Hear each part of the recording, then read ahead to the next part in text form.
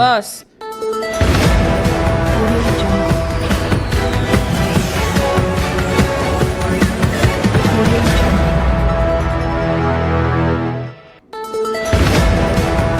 KumasiOnlineTv, First of Ken TV, and I think TV as your phone, you know, cover Shonko, and from SHOWDOWN, Miscellaneous, Major, so body, another room, where I do be around here, and now watching for Sanso Ababa to your bed or body, and I see a sense, say, you know, whom my brad do be nashing and Shubushia, and Gasabi, Numia Nunino, and Kayentias over the weekend say, near my baby, Nana, course, so ever my gun, and the Matsna for them, Hanusia. Maybe I pay, in them with Eddie, I'm a share, Baba, so when you subscribe.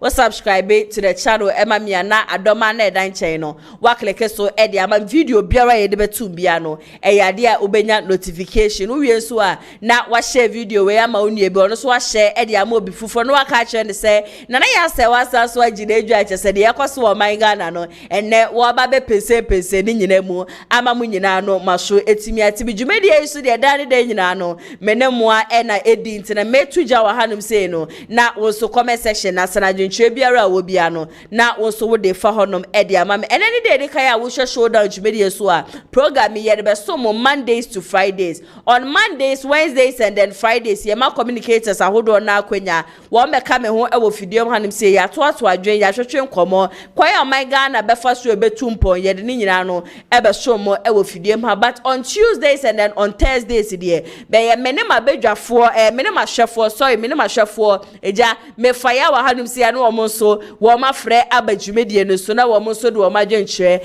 aba. I see a lot of comments most times they say o say me to be phone lines no etum de bia emre ekonanim no trust me say meye ni nyina no e de amamum ye try say ye be hwe ye time ne ade ho nti se ne kwan be mu a metuja no wa na kwan be mu a mebi atum na eja mo so mafrɛ abadwumedie no so na ma na da kasafoni ne no we ne jujumedie ho be so ba na obeso yase a wetimi aba na eja wa ba be so yase product a woto no frɛ ye nko ade a trust me say mebo ho de ro e de amount na ne nyina so enko de wie ye no and then de ye de ya e ade a communicators baba be come ho exactly 3 p.m. na jadi ekoso o my Ghana na yato adwen e de afa ho sa so e na 180p so e de newspaper review no e be ba be so mo de si amidi e de dara ya se wa eja nda me besa mese mo mbre besa ya kɔ ne pa nyame ya do ma September 5th e na akwatia by election no sorry September 2nd e na akwatia by election no ba so exactly a week today nti ene na watch pepe ne de e da bi nyampa e china mbom na watch na chese akwatia by election no niema ekosho wano e wo hono last weekend me hu se NDC amanyo company for wom Julius Debra say wo mani bede ya nkasa wo nyina no kopie wo hono me de campaign ne mu odin campaign chenchire chankasa and wo mo ye e wo hono ma wo mo hwe se nyame ya dom on the September 2nd amafudu kokromote no ebeto aba ede ama wo mo na NDC amanyo ko no so sabre ya me no wo kase wo ma no demo ankasa Sunset Tamale Central so ekunya ba beda hono ma chese NPP amanyokuo no kra de wo ma roro wo mo safely ho wo me decide say eyade a wo mo en contest but according to esi educate ya ne say bi oni tu dwa no wo kire say enipa chese wo mo nyina na be pick forms a wo mo so be so wo mo contest e wa Tamale Central no wo mo akasa kra wo ye NDC fompo no eyade a agi wo mo nsem ankasa say wo ma hsusu nipa dom say e na sabre so amene mo kasa akwatia honom no I think from last 2 weeks na metina sibia na me body rose eyade a IGP yohono wa Ghana fo nyina abo se nsemu na chese kosho ewo ablekuma no sa na ema ne de nyade agese ebi be kosho ewo akwatia ntina de a police for training na yemu odi yankasa ene ye training nkrofo a wo mo hwe se sa etwututu oye de pepper spray gu obi ani yabu obi ni ade nyina no enkoso ewo akwatia sa abre ya me mo kasempo no ade achese nipa 10 nipa du ya grabe wo mu ebuhwe nya asem ketwa na yesi ene etu agese enya mofre tuo yi bi dia police fo mpo wo mu ni bi no eno era sankrofo ni nyina no ekura se media maka chem se IGP die nani abede wo se nsemu na anu ade ko so wa blekuma mpese ebi besi nti wa wanti efutuo wa ma adwe na nya adwuma na obekọ akwatia se okọ akodi nkwati asem ni ade ne na ndie obi besi di maya wo bedemu achankasa ena youth ne show dia abre ne abre bia ya na metumu fo se politicians ne de nyame adum wo manya wo mu ho awie ba me no mienu na agese ye adwuma boso be so ye be boso me so ye benya ye kakra wana bre ya bre wa bre bomu no na nya asem keto na so politicians wo manya wo mu ho se tam inti wudi wo machi ye ma wutuo ye ma be 100 cities 200 cities thousands say kona kodi nsemu na at the end of the day no na wo kwa akodem at the end of the day wo na be kwa akodem wo mo beda wo mo yire to ho wo mo no wo ba beto nse didi ni ade inti wo na se bi ye be soma se kodi nsemu no wo ya no wadwi efie a wo firim abrante ya ye fra na chenkwa na ene de show busha me na mo kase okopie mu o court ene so a ya ma ni bail eripa 8 helicopter crash e koshi Abranti etina wuntumi TV ekika nkwasi asem make allegations bi kura say ye man penny his excellency John Dramani Mahama sa helicopter crash e kohwe just wonim hu bi ni ade ebusuafo ne point fingers at ono ene ya chi no nanu ada ya chi ni wo be ye dede am hero be ya me hero metina aka say sebi wo be ye hero enye nkwasi hero say ene okopie mu court ene so ya ma ni bail memani agye ho esan say ye twe na so nti no we nipa na wudi eche nim say bia join the political party bi eno nti ena na wudi nsemu no ni ade at the end of the day no sankrofo no wo muju wo mani wo ena wudem tiri wo ye youth na wo hwe SHOWDOWN jumedi edi a efutuo no minjai madada ne de nyina no eyade a mede se efutuo no ebe mam wo ye bibi a wa hwe fie a wo firi wa hwe busu a wo firim wo bisa ho se daachi bi asam to daachi bi ye chiwa why eneba be jira wechi why eneba be ka ho na sabe ya me mo kase so de ebusua NPP abayoko no ye jademu ankasa ene de Kennedy ohine Japan di asan ankasa kane no ne de ye ka jade NPP abayoko no mani ye bo Kennedy ohine Japan dim Kennedy mre bi etwem wo be ka so boku hu sensem ne ntokwa ne ade on de obetumi aka ni plane na ye plane for say san ye mani nyina no eka hu bi ena ma NPP abayoko no 2024 election wo mantumi awie wo kan ye na mafo twe na basa ne sra wa be fontentan fidie hwe ne edidi atemamu oden Wamu ye ya ka say wono Kennedy ohine Japan mpo ene destroy NPP party no wono ene say party no wono na wo wie NPP party no sabre dia BRYAN champion so wakwa akokebi na BRYAN de nepa na bushia be hu say BRYAN no nye be ma sa o chia kai ya ka bema chese wotumi china ne na so na bema wotumi di asam ne to ho no na asam ne ehome no BRYAN champion nka sa mema no ho esa say BRYAN champion over the weekend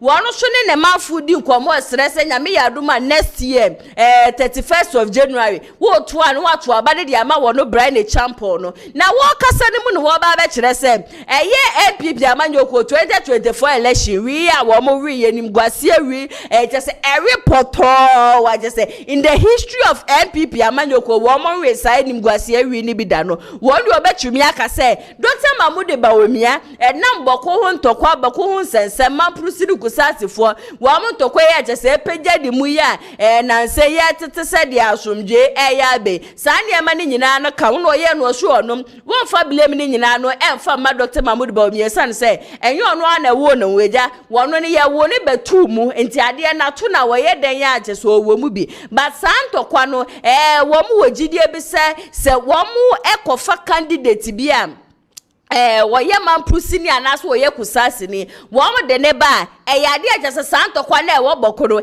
ebe se kenya ni mu na bokoso ni mamprusi fo no wo mu fa kokromote no emfa nto aba emfa ma wo mu de biara da na sa azemi aje so wo be ka ye Yehowa wonim se ye de oro so 10 cents aba te ya ne BRYAN champion Dr. BRYAN champion Eastern region fo nyina wo mu sikeni ya ne wono na ja yes biggest hotel in West Africa ye ne de ye de ne 10 cents aba te ya just wono ne de sanse wo nye be me sanse woni akukuduro ntino wode letter aba abonte ebuhua wo pacho na before ansa na ne letter no wode aba abonte no making kan ensem ewo mu ne di amamo no no kura sema BRYAN champion kan ya ene wo dwane no video no wo hodo ba mehye so obeka me ho ne yakọ na yakọ akotie ensema Dr. BRYAN champion wode tudwa wo kire so BAWUMIA de ankenkenken yo no neja wakọ akofa asema babata unfortunately ya ba be wo na tum ya ba wo na tum nso de ye de ba jese kusase ne mamprusi ntokwa no ebe gira ne na hwe papa ne yete sa video no emra sisia a Muslim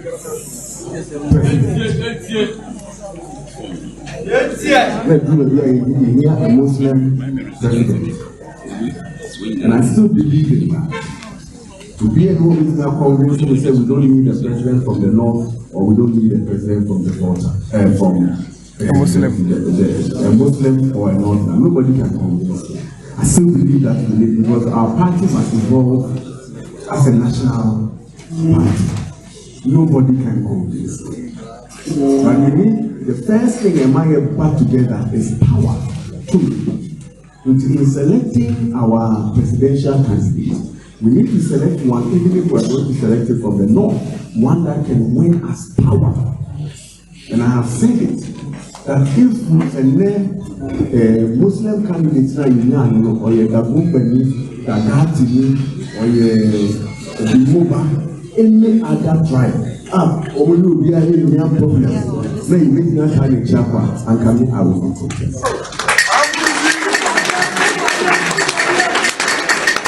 BAWUMIA is a fine candidate. He will never be candidate. He's only a victim of circumstance. He's only a victim of circumstance. And then the Ufipa, Kusasi for any man, this is one. Almost problem. President Kufuano, or we need NPP voter Kusasi. Or we need NPP voter Roma proceed.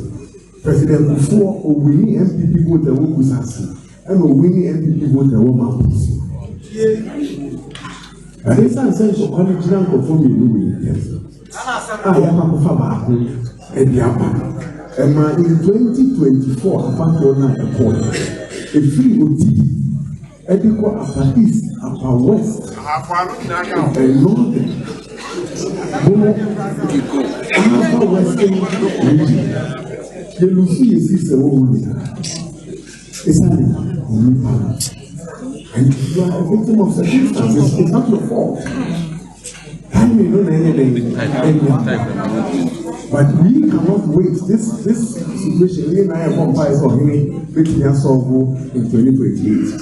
But the suspicion will not go away, and NPP will not be held ransom and stay in the position because of this matter. It's a fact. We are in this business to win power. And here emotional and here personalities, I'll give you examples. We are here to win power. And you shall see the city and the power of and the NPP always shows us the way. It's no emotions. You me the Castellan pocket here. And you have got money. Okay, you have a pocket here.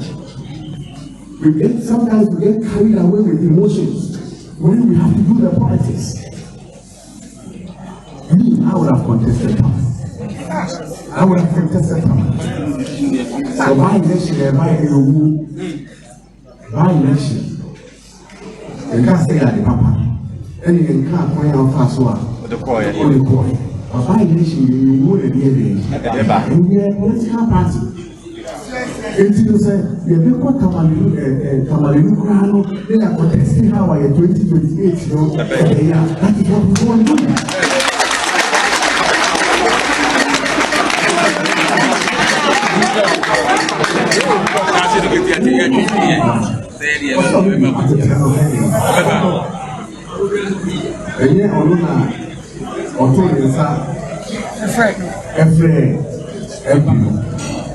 Akunyano abeto holiday. And only 187 183 or parliament. So when you be able to grow a woman or even 2028. Bryan ACHEAMPONG and a yakwakotie na banti wutie Bryan kasaye mu anu ochire se Dr. Mahmoud BAWUMIA de oye victim of circumstance na kusase ne mamprusi ntokwane ade no se Ghana fo ye sa kasa ye de Dr. Mahmoud BAWUMIA esa sho babiom a enya ade a chese bebu esasa sa ntokwa no ade e be pagya ni mu ankasa na asem a wo kan ye ebusua mi no mienu nyina nim sa asem wo kan ye boni bi anim asem wo kan ye eye no kura trodo ba esan se say Dr. BRYAN ACHEAMPONG one ye bear matches one no what into show good for one was added the tetra massa fentino. What she said the Dr. Mahmoud BAWUMIA Crowfway, one more bar bear fontaine if you dare you try just a one more to banana and the bushia or release the letter to say, Anne, what the letter bar ten were best say, oh, Ghana for. Aye NPP for aye wati me Dr. BRYAN ACHEAMPONG manya ma adwen say bia me ba be disrespect Dr. BAWUMIA manya ma adwen say bia me ba be ka bibia agese be ku BAWUMIA ni mase de be letter in da hwe en wo kire say nsem achese wo kan ye no ka me akwa yesa amanfo bi na wo mo pese wo mo twist ne nsem no na wo mo maso wo no BRYAN ACHEAMPONG yo bi agese wo mpa hwemje wo ba so wo de ntokwa ye fe ne tokwa ebi ba party ne mo na wo no na asem anu nyina ne say Dr. Mahmoud BAWUMIA de enye ne fort say Ghana for yanto aba fa mana na so enye ne fort say NPP amanyoko no eluzi 2024 election na mmom no enam kusase ene mamprusi entokwa no de amafo kanom eno no Dr. BRYAN ACHEAMPONG wode na no etu bibinti me beto be bode ja makenkan letter no Eddie amount where if Dr. BRYAN ACHEAMPONG the camp or say don't waste Dr. BRYAN ACHEAMPONG's harmless comment. Our attention has been drawn to a video mischievously placed together and venomously captioned, making rounds on social media and associated serial misinterpretation on social media. Dr. ACHEAMPONG has not at any point blamed former Vice President Dr. Mahmoud BAWUMIA for the Kusase Mamprusi conflict. His comment in the original video clearly stated that Dr. BAWUMIA was a victim of circumstances, not a cause of division. Dr. ACHEAMPONG cautioned to express deep regret for the former Vice President. Dr. ACHEAMPONG's remarks reference a deliberate political strategy employed and exploited to weaken the NPP's performance in key regions and constituencies. This is a matter of record and should remain a strategic concern for the party moving forward. Dr. ACHEAMPONG's message is clear. The NPP must unite around a winning strategy and candidate. His campaign is anchored on unity, transparency, and results. His vision is to position the NPP for decisive victory in 2028 and to govern with the strength and clarity needed to resolve the deep-rooted issues holding communities and the nation back. We urge all discerning patriots to take a listen to the full recording of the relevant portions and draw their own honest conclusion. And for media enquiries or further clarification, and they over to me after yen spokesperson. Na one no atwetwe enkobo. Na me kan ade awie na say Dr. BRYAN ACHEAMPONG dia wasa atwere wo letter mu ene ensem achese circulate no ni nyina no eye no kure wo pese Ghana fo hu ni se ewom se wo ne dia wo pa asomdwe ewom se wo dia wo mpe wetimi waka me biebia na mmom no 2024 election achese NPP ko ya wo mu wiye esan se candidate na wo mo de ne baaye no sa candidate na ensem fata ena sa candidate ne san se ne kure wo free mu no chese entokwa epeja ni mu ewo ho ni nyina no eka hu bi ena ama afa kokromoti na nto aba nti Dr. BRYAN ACHEAMPONG waka asem say ya you should stand as a man asema wo kan ye record no ewo honum ti no se wo de letter tente ye ba bonteni ade na ye bia no e fa so be le beba so sa ehumo bro sa mote sem ni bebi aga na fo ye duru no enye nom ene ye de ba beto aba na wo kan ni sem wie ya na ja Dr. Mahmoud BAWUMIA ani NPP amanyoko no wo mo former candidate de wo present in the ba 2024 wo no so kopie mom ewo New York ye say NPP 33rd anniversary na wakopie mu honam no si ye bra mabre wo party ni mu pa ntimase danie dia maye wo NPP party mu mene me yire samira BAWUMIA bra na chese ye defend NPP party ni dia ye bia mangina bebia na se manhu da se entokwa wo maprusi ni kusasi fo ntaminto no ye ntumi embe ye vice president ana se ye ntumi ya campaign wase bua wa bua NPP party pa enne Dr. BRYAN ACHEAMPONG ko gina bebi beka se enam ono ne so na jese ndokwa jese ekoso o maprusi du kusasi vontem e oboko no NPP amanyoko na ntumi awini election wase wo kama Ghana fo nyina ate ase se wow besa wo stand as a candidate na delegate di kokromati no eto so aba no aye bia wo ba bra beka de obeye and was wo ba brana beka de ye to aba ne mawa de wo be ye wo vision ne wo ideas no fe no ni begu honom o record de wa ye de ama party no bra beka no na delegate efa kokromoti no ento aba fa ma na wo ba na be attack e bra na je se wo bra ne de ma hu se ye bi entokwa woni krom na nne no wo be so wo be ye president no enem bom no e na Ghana for any just a candidate mujira sa we de a straight bullet to Dr. BRYAN ACHEAMPONG and Kennedy Ohine Japan BAWUMIA se wo ba bra beka de ba be ye memma na be attack obi a yenkwe na yenkotie Dr. BAWUMIA emrasisia. We have unity. If you want to contest with me, come with your vision, come with your vision, come with your ideas, come with your integrity, come with your track record. And that is what we are going to run this campaign on ideas and not on where you come from. When I was defending the party in the Supreme Court in 2013, they did not say I'm a Baptist man or a Muslim or a Governor. When I was giving lectures and campaigning for the party to come into office in 2016, they did not say I was a Baptist man, a Governor or a Muslim. When my campaign in the North made the difference in our winning the 2020 election, they did not say I'm a Baptist man, a Governor or a Muslim. When Samira was campaigning the length and breadth of Ghana for this party, they did not say she was not a true Ghanaian. So what has changed now? Let us be clear that these views do not represent the views of the rank and file of the NPP. They don't represent the views. The NPP will always triumph over tribal and religious bigots. What we need is unity to go forward and win 2028. Without unity, we cannot win. Let us remember how. Dr. BAWUMIA no was one who wa party ni mu papa just 2016 na wo defend the party no ye campaign ni ade and ye mu nyina ma hu da sentokwa woni krom and then na wo bepe mampani akunwa na ba betena so no e na mo be hyase attack no so ne de won pesa e ma mo fa sa am attack no e fa ma ne so wono wo ba de wo be ba be ye no no ba no ba be ka wo be ka na amafo beto aba de amawa na amafo ato aba ama na wo ka ne nsem wie ye na ndie busua wo jump ya na ndie orusi mu se ti men was ye mutie me sa propaganda na mo de kona me ye kremoni nti na amafo nto aba mfa mma me ne ade no munyai wo se ne ne nje sa ade no ho some propaganda na just a modern nam ni ade and wo ye kremoni nti na amafo ato aba mfa man nti wo ka wie nam so oh Dr. BAWUMIA we podie se anka ya ye kaso obi a wo share this tribal politics ya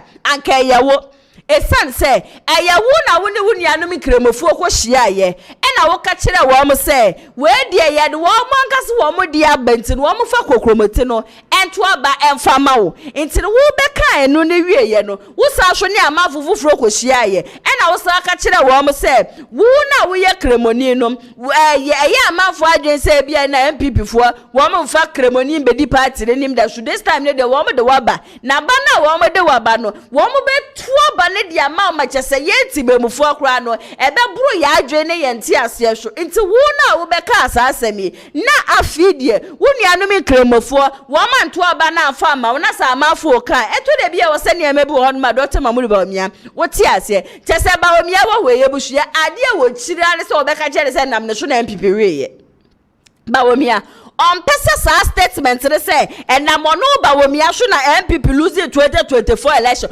on pesa obi abeka bida yate ha and thank you to wo beka so no na NPP wi a wo mo we ye no wonim ho hwe na ebra na chese ye beto abampo na na roda kwekufo ado ne finance minister wo mo to fu wo mo no na wo no BAWUMIA nim ho hwe o wi ye beka say eniem ebra na chese wo tufo ebra no wo ka che NPP amanye kwozo wo mo yes no wo mantie it when it comes to Dr. BAWUMIA dear delegates any fellow presidential candidate Mesremo BAWUMIA dia one pan for Bebeka Jensen nomination NPP way sample nomination NPP way ya one person obeje saa die nedi but the same person ebeka kire Ghana for same eyade wono ne ye kremoni ntino ye beto abade man in as much as say I do not condone to this whole tribal politics near I feel say it is not healthy to me ne dia me feel say enye healthy but wo na wugina no wankasa wanu masem wankasa wunsem a wo kan ye eno na ndamafo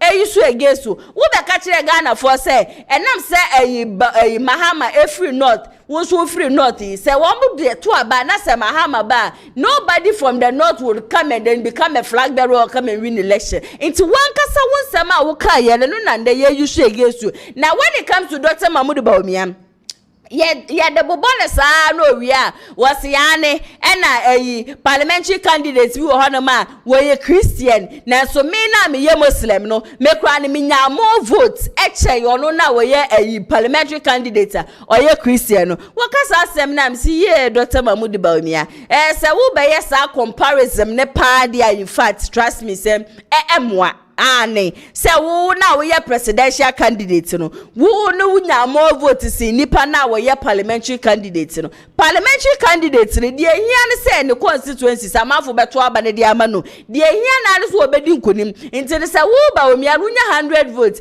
na obi a wo ye parliamentary candidate onya 20 votes impo na so wo bro nipa na wo ba ne so ano yoke and a 2024 election the number of people show busha wo mo to sa skirt and blouse nya asem ketwa any pair to skirt and blouse and yasem ketwa a good leader you be or accept criticism obejia tum so we yampa me na me ba ye me na me beka we ma ban na na ewo so na so unfortunately enema ntumi ankoye yamfa ma ye ntino mo de mo fa nche ye yesere mu nyina obi anka ne buntu de yem ye hwe nim se emre ekọ anim no ye be ye de soso ye be ye ne makase ene ade nyina na timamufu ahunu se oh candidate na wo ba 2024 no wo jitu mu ena gina wo jitu mu nso no wo betre Ghana fo nyina wo be pacho kire Ghana fo nyina 2028 there ye presenting a sense wo pacho paint no ye de na ebe nye ye but when it comes to Dr. Mahmoud BAWUMIA bushia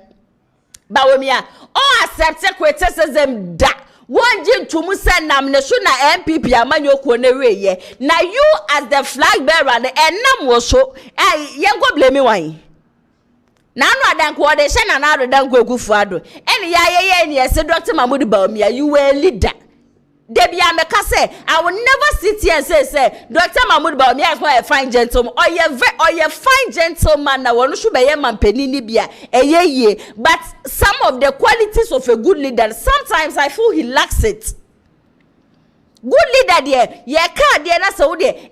Accept it, apologize. Yen show anima ye betumi, yen show kwa ye befa so a, ye kwa ye nim ye betumi abuild, but one only there enyo noa. Wonso na we candidate ntenye wo me na na ya so ameti he me ne ya fa mbehema na ene ebusua wo kopie mu 33rd New York for wo mo NPP for wo mo celebration ya se wo sa kwato bomb bi wo honom wo so no enam ne so na nya so wo nye kremoni eno tira manfo anto ne so aba ne yenkwe na yenkotie no so emra sisia 2008 we had one seat. 2012, under President Akufo-Addo, we had 0 seats. 2016, we had 2 seats. 2020, we had 1 seat. And 2024, we went back to 0 seats. What all the data is saying is that out of the 6 seats in the NPP, out of the 6 seats, the 11 elections, NPP has 0 in 6 of the 11 elections. So this is not an area that is a stronghold of the NPP. In fact, if you took the whole Boku zone, the 6 constituencies put together, we lost just 30,000 votes in 2024. So you can't look, it is not the Boku election that made us lose 2024. And we need to be very clear about that the data shows that the Boku factor was not a factor in the outcome of the 2024 elections. that we should stop moving in that direction. Another piece of propaganda people have been pushing, and it's very important, is a religious propaganda that because I was a Muslim, and that's why we didn't win. That is also not supported by the data. I'm a data person, so I always go and look at the data. And if in fact that was the case, you would see that NPP presidential and parliamentary candidates, if in fact people were voting according to religion, in most of the constituencies, the Christian parliamentary candidate should have been doing better than me, isn't it? But that was not really the case. In most of our strongholds, I was doing better in many constituencies than our parliamentary candidates. If you see in places like Efija Secretary East, in Ashanti, Asante Akim Central, Asante Akim North, Akimawa Beja, Bekwai, Kwada, Soma, Pong, Manshia North, Manshia South, Mansun Edubia, Mansun Kwantan, Sharesun Sutra, Kwamambe Koso, Huasi East, Huasi West, Ofensu South, and then Secretary Pram Place. This is just Ashanti. I did better than all the Christian parliamentary candidates in all these constituencies. So it doesn't show. My favorite example is Asɛm South. Asɛm South, my good friend Reverend Tim Forjo was the candidate. He's a reverend, but I beat him in his constituency. So that cannot be the case. That Mahmoud BAWUMIA no was you boko honom le kra de enye NPP for strong seat ane was you ho ne de enka seat akese a kese NPP amanyoko no mota ewi ni wo honom ti munya kra se mo pese mo de chichire ne kon se nam ne so na NPP amanyoko no eluzi 2024 election na ye wo video ne so a wono Dr. Mahmoud BAWUMIA ne betu na nu tuo ka kire Ghana fo se eyade a kese nkremofo ne de kokromote no ebeto aba ede ama ne yentie sa video ne somra ne yewia de wo honom no na maka kire BAWUMIA omu njindi se MPP omu de Dr. BAWUMIA beba but omu de ne ba dia omu betu amano sana omu kaya omu betu amano amba enti ushe north na ushe zongwa two strongholds Dr. BAWUMIA begina ebetofo etofom so a NDC timi win election voter region me call Gina voter regional making more votes ama NPP where were voter region making more votes ama voter enyesa making voters so making enti almost strongholds no nyina ebe shake omo enintina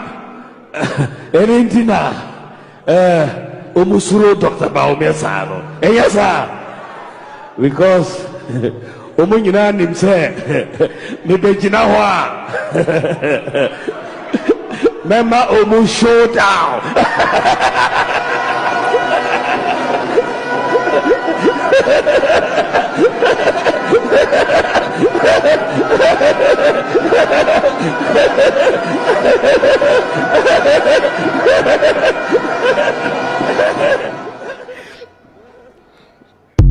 Dr. Mahmoud BAWUMIA mesre ye papa say sasidie we pa de ya en eya mentansere sai ye ni abre wo krom ha sasidie we papa Dr. Mahmoud BAWUMIA mesre ye papa you are fine gentleman this kind of laughing nkwa de to max hey Dr. Mahmoud BAWUMIA ebusha Dr. Mahmoud BAWUMIA na ye beto abanimu no wakas wo be ma showdown nkrebo fo ne beto amano wo mo beto amano enu ni o Dr. Mahmoud BAWUMIA enu ni a enne de wo be ka kire Ghana fo se enam ne so na NPP for lose election enyo no ene wa mankremofo na nkwankoto abanfa ma no na wono kra no constituency bi wo honom a wonya vote esie Christopher MP sa wo mo honom na ye beto aba no Gonja fo beti ye won youth wo Gonja land beti Ghana fo won and same. Yen ye papa na Mamprusi ene kusasi ntokwa no onipa biara oye involved bia no ya fa no ama megina ni mesan se Mamprusi fo wa adwe bi wo mutirim se ye de sa nipa no eba e yade a chese kusasi se nipa ne ye kusasi ni a nipa ne benya upper hand ena se nipa le so wo ye Mamprusi ni a kusasi fo ne so wa adwe bi wo mutirim se ye de sa nipa ne ba e yade a nipa no so benya upper hand intino the Mamprusi and the kusasi ntokwa no they didn't want us to present any candidate and as at that time na etuo ni ade a chese na ekitekita wo mo wo boko se na ntokwa ni gina mu no na enkrofo wo mo ho no in as much as me na minim se Dr. Mahmoud BAWUMIA onye sanko totuo enfa nkohyehyɛ amanfo nsase wo mo nkokɔ no nko ade minim se Dr. Mahmoud BAWUMIA onye sade ne da but na wo mo make allegations be said because we are vice president intino ama ne nkrofo wo mo ye bibia wo mo ndwe ho nti saa wo ne na wo mo de ma Ghana fo se yenhwe ye NPP fo mo nhwe ye na mankofa Dr. Mahmoud BAWUMIA mbegyina ho no na mo de ba kokobote no yemfa nto aba fo ba na seti before yentie anase menka ne se MPP delegate wo mantie a wo mkofa BAWUMIA ba ye no eka ubi NPP we ye nti sisi ane me se bisa se Dr. Mahmoud BAWUMIA si ema ye blame no enam ono ne so na MPP we ye me pa chowo why pa ne yenko blame e bia wonim ni pa yenko blame nam sure ema MPP amanyoko no wo mo we ye a me sure se o be fa comment section na se e dia mame obi beka se bia na nado dan kwakufu ado suminu mienu nim se na nado one stand na nado dan kwakufu ado kra no waka wana wo mo ye ya se Dr. Mahmoud BAWUMIA embe take over into the se nan wo de kwhye na nado so abusia trust me say enye ye the candidate who NPP brought 2024 wasn't the best candidate Mama ya accepting sir and people have this ways for maka say and MPP for there yemfa wo bia ma first time and nipa no watu bia di nkunim da nti ye de BAWUMIA ba na se wendi nkunim a ye de ne beba second time ye de ne beba third time emfa me ho de it is none of my business but some a political party ne say mo betumi aba power some mentality sa adwe na wo mutirim say yemfa wo bia ma first time and nipa ni wini da no munyi sa de ni fa firi mutirim e san say mo benya candidate bi asa candidate no ne track record clean onye corrupt nipa just timemfo do no nipa NDC MPP floating voters ni na no wo ma ye ready so omdi kokromoti no ebeto abafa ede ama nipa nti wo begina ho na abeka chem say na ye nim say MPP for there ye fa wo bi am first time na nipa di me wini denti no we na sheda nye news sometimes I feel say we make such analysis maybe na ebofom kakra I hope you understand me because say debia wo ba only first work class da eno ne nkyere say wo ba no want to be in the first ane wo sua de no omia nani a first position no wo no shu betumi edi bi video na just Gonda land for youth wo hanom wo mutu Ghana fo nyina afo say ma mfa BAWUMIA ma na just MPP fo ntie no wo mo de ne ba ya just wo man to aba no e wo hon man no so be hye so be ka me ho ne yakọ na yakọ akọ sa video no abasisi a. We are here at the police headquarters to address you concerning what has happened to our area. The Boya, to be specific. The Boya town has been invaded this morning. Early hours of today, police has invaded the whole town. Caused the arrest of so many innocent people, which didn't know what has happened. It related to the case involving two tribes. Who are these two tribes? Gonjes and Mamprusi. And we have a long-standing land dispute in our end there when Mamprusi are occupying. We don't have any issue with them occupying that land, yet they want to claim it from us because power has been vested to them and they know they have a powerful vice president who always be behind them. We don't have any powerful person behind us. Our land, our incantation, that's providing our land for us. And today we are at the police headquarters because our brothers have been invaded. And 118 of them are there. No food, no water. They have no access to their relatives to get them food to eat. Why do we deserve this? A conflict between two tribes. A conflict between two tribes. Only one side will cause arrest. How many people we have arrested? They have not arrested anybody from Mamprusi land. Why? What do we do to deserve what we are going through? Our Gonjas not part of Ghanaians at all. Exactly. And the bullets we are finding on the ground, if not security, that can provide that bullets. No any civilian can have that bullet. Exactly. Why are we going through this? Because BAWUMIA is fueling them. We are here with their chief, so now insult all Gonjas. Call Gonjas liars. Call Gonjas human vultures. Flying all over and looking for food. Gonjas, we are proud of ourselves. We won't sell our pride for any other person. The NPP man, the vice president, we will not take Gonjas for him and we will not give our land for any man pussy. We are sending warning to them to know that we Gonjas are ready. If our brothers are not released today, we are ready for anything. We met it. Evidence. I was there when they brought the people. This is we met President Shopee also coming out. They came here with BAWUMIA pickup. Why? I will not Ghanaians. The police station. They came because of that. The women they invaded the people in before they went out with the pickup. They left with the car. So this is not. We don't even need someone to tell us that they came here because of this. Why? With this political colors on it, and you brought it. Because you think being power will always end. Power will always end. Said I'm also going to add it. We are not fighting with anybody. Exactly. We are fighting with democracies, and we are fighting because of land. So we are defending our land. Yes, we are defending it. So why will politicians intervene? You have evidence that Yes. And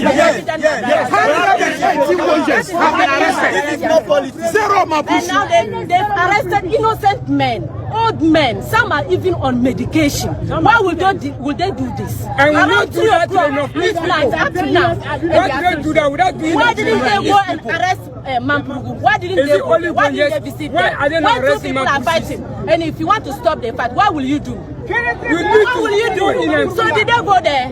So why are they telling us?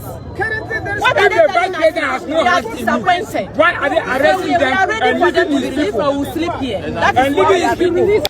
Ebusia video no na yakwa akwhwe abane nti wutie wo mokasa that this video was before sana yakwa akwoto 2024 abano nti no we ye enkrofo a wo mu free boko na wo mokasa asem we akire Ghana for and Dr. Mahmoud BAWUMIA sho ebeka kire Ghana for say they are going to vote for him but sa woni we ni yentie and ya present BAWUMIA de bia metena video ma meka me say mo ya na mo hwedwumedie me hu so obi a comment I think one lady Monica was saying na Kennedy ye traitor na Kennedy ntumi mbelidi na BAWUMIA bedi nkunim meti hey se BAWUMIA di nkunim ebusua enka me quote na aka me shirt yena na yendo NDC amanyokuo no na so at the end of the day NDC ababa ye me pa acho Ghana ne yentimu ana de ye fam nyina yetim NPP amanyokuo penifo anu wo mu woman wo mu gina ekasa ditia NDC amanyokuo no ene NDC ba power me ba jo obi etukwan ana NPP wo power de ye bedi nanu an ye bedi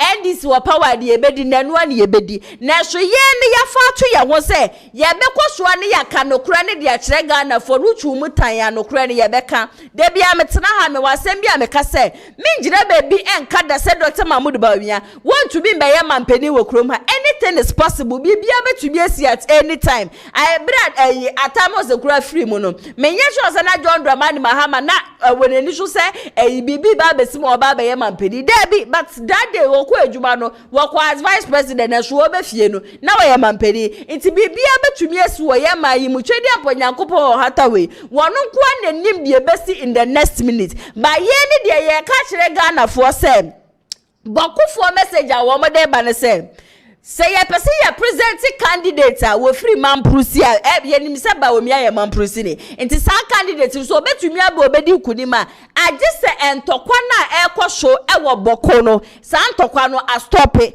na ye nyina so di wadas ye se anye hwe Dr.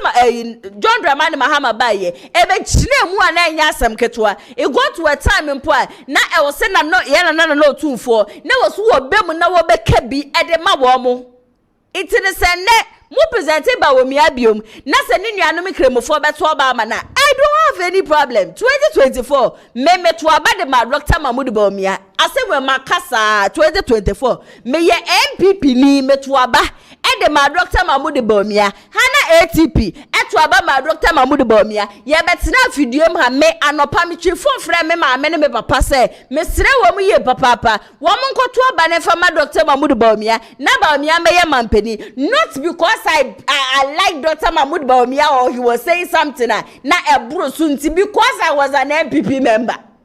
And yes, BAWUMIA ye presented no.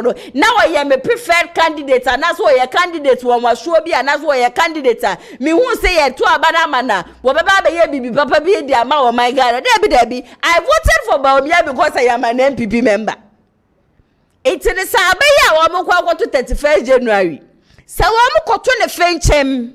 Na Dr. Mahmoud BAWUMIA winia. Osimwe Ghana for it is time for them to decide on 2028. But wamu koto aba no na se wakami wetibe frakadam de kwaso no wamu chinchimi kwabrane no wamu sa so de we be hye yekowa. That is when na yemu bi ye betina fidie ma hanim se ya condemn that act. Nti emo obi adwenye ne se bia mempe Dr. Mahmoud BAWUMIA asem debi BAWUMIA is a fine gentleman. Why a fine gentleman wano so be ye kunwa ni bia esafata. But we are talking about nipa obeba bebua wo man no se wo sha se na so the policies ba na policies a wo de ba no eyade emu odei eyade me hunu se bebua man Ghana. Why not?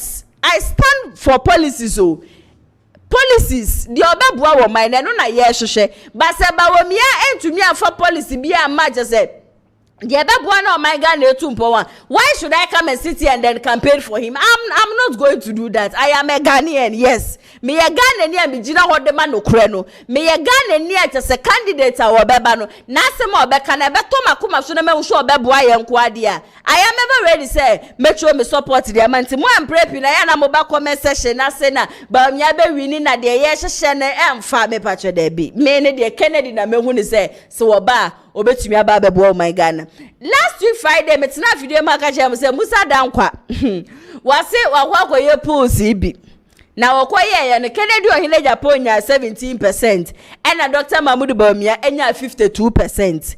Na said ye wo beka ye na amafo twe na basa ne sere sabre ya medebo kase o guarantee interview e was Star FM credits no enko enfama wo mo and watch so asem na obeka ye na mi se Ghana fo mu bebrere wo hono ma mo ntena se o compare eye 2024 said ye NPP primaries ne koye said ye main election ne koye no and wo pese Ghana fo hu ni se Dr. Mahmoud BAWUMIA getting 52% no e kire se NPP before presented BAWUMIA bioma wo bewe me hu ni interview bi a wo sa show ka se e ka wono nko dia aka Dr. Mahmoud BAWUMIA on resign nkope baby ntira and Musa Dankwa na what the report iba ya na MP before as one of Dr. Mahmoud BAWUMIA no many abiri and one campaign one asade sa same way aba make sure say no show be come on yakọ na yakọ akotie abasisia. We are 52% at the moment per the polls between August 12 and 20 is pointed to 52% for him,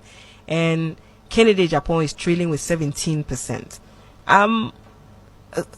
Were you surprised by this outcome? Because, you know, there are many people who have been talking about Kennedy being a threat. I know it's early days yet, but looking at the numbers. If you look at the polls were conducted in July among MPP voters, 70% of MPP ordinary voters of the country prefer BAWUMIA, according to the July poll. 70%. 70%. And 17% preferred Kennedy. If you compare the views of ordinary MPP voters to delegates, it tells you that BAWUMIA is doing far worse among the delegates than he's currently doing among general MPP voters. Can you repeat that? You're saying that in the general MPP supporters base, Dr. Mahmoud BAWUMIA is doing 70%. Yes. But among the delegates, doing 52% means that he's doing far worse than what the general party supporters agree with. Precisely. And if you look at Kennedy, he was doing 17% among the general MPP voters. But he is still doing 17% among delegates. It means that he is doing better among delegates, technically, than among the MPP voters currently. But then in the case of the delegates, you can see that there's a huge chunk of voters who are currently undecided. And those who are, say, not disclosed, as I've mentioned before, they normally vote for Kennedy. So if you do the adjustment, which other ones do now, Kennedy could be far higher than where he is now. But there are a lot more souls we won among those who are undecided.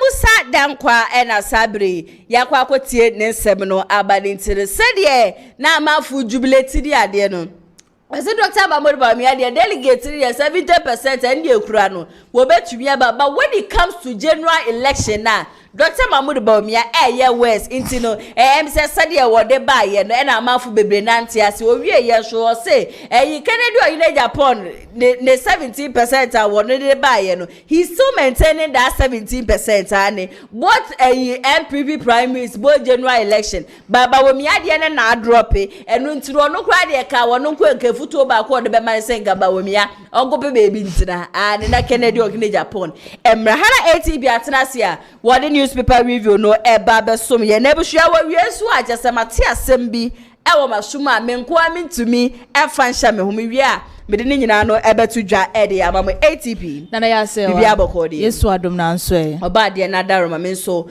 me hu ye yie papa eja nen krata ne nsem ena abawom okay nana ya se we na wie ma memfa the new publisher enfama yetiefo ni ahwefo nyina kwa aba enfamra enejubedi so the no be pemu the new publisher na se shatawale ni foni eda hase last week ena yokofo eche no na abramo beli na pe ena se okopie mu ewo empoano se wokodware ye kire se amamre kwan so no ohoro oboni nyina na se ukopie mu no se de be ya bibi boni bia entimi enya we ne krata the new publisher ebo ho amanebo ewa ha se wonya bianu akomusuko no akenka ne nyina bi kama soso de amaye na wo ba ase na se Dr. BAWUMIA ni foni eda ha se sanso na BRYAN ACHEAMPONG so ni foni eda enam sema BRYAN ACHEAMPONG ebe kan ye efa sa tribalism no na wasasa babon tibiem se emayenfa blame no emfa man enye sa asem na wo ka batamafo bebre na atriste asem na omoka asem for friend kratai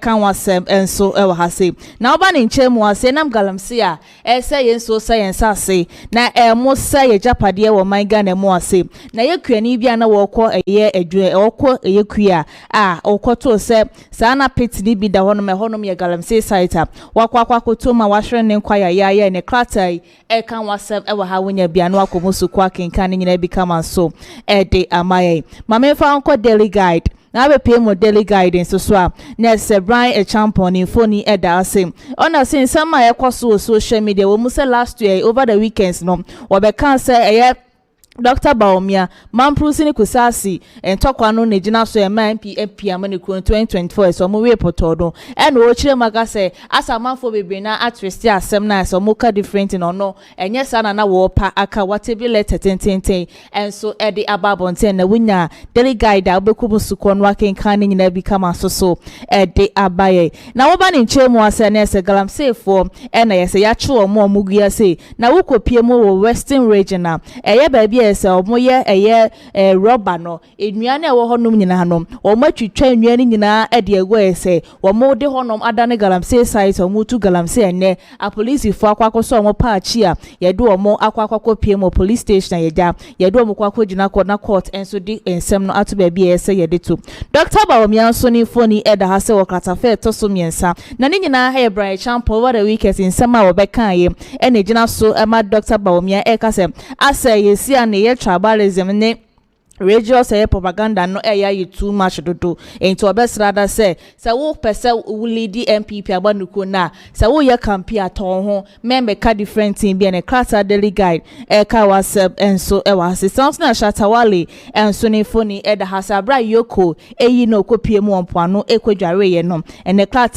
ka WhatsApp enso wa hase na wo ba asia enso so a yeso kopie mu asima senior high school na say government ye tablets a man penny dada na nadan kwakufu ede koye no emu baako 21 etimi ayira ene krata daily guide bo ho amanebo enso e wo hase wonya bia no akomusu kwa kenkan nyina bi kama so ede amaye mede wo kwa the Ghanaian Times na be pie mo the Ghanaian Times so a na se eyesi edun ketiani foni ede hase katafa toso eye nwotwe na ne sama eye krata yi kanyina ene se wuko pie mo Temale Central eye ba election e ba be koso sanka ye mu takanka wanwu a anko obi enu man ko be hu se bia sankrofo bi se nka percent kaja wo mo be di se akunya no na osi ni pa mako 14 e na atwe wo mu ti wo mo pese wo mo kọ na wo mo kọ to wo mo so aba se de be ye ono so betima kọ eye Parliament House and also betima baba MP na say educate akrada o say ne nwanwa cause wa na anwene ho krada say mu ntakati ase ni nyina na amafo bi pese ja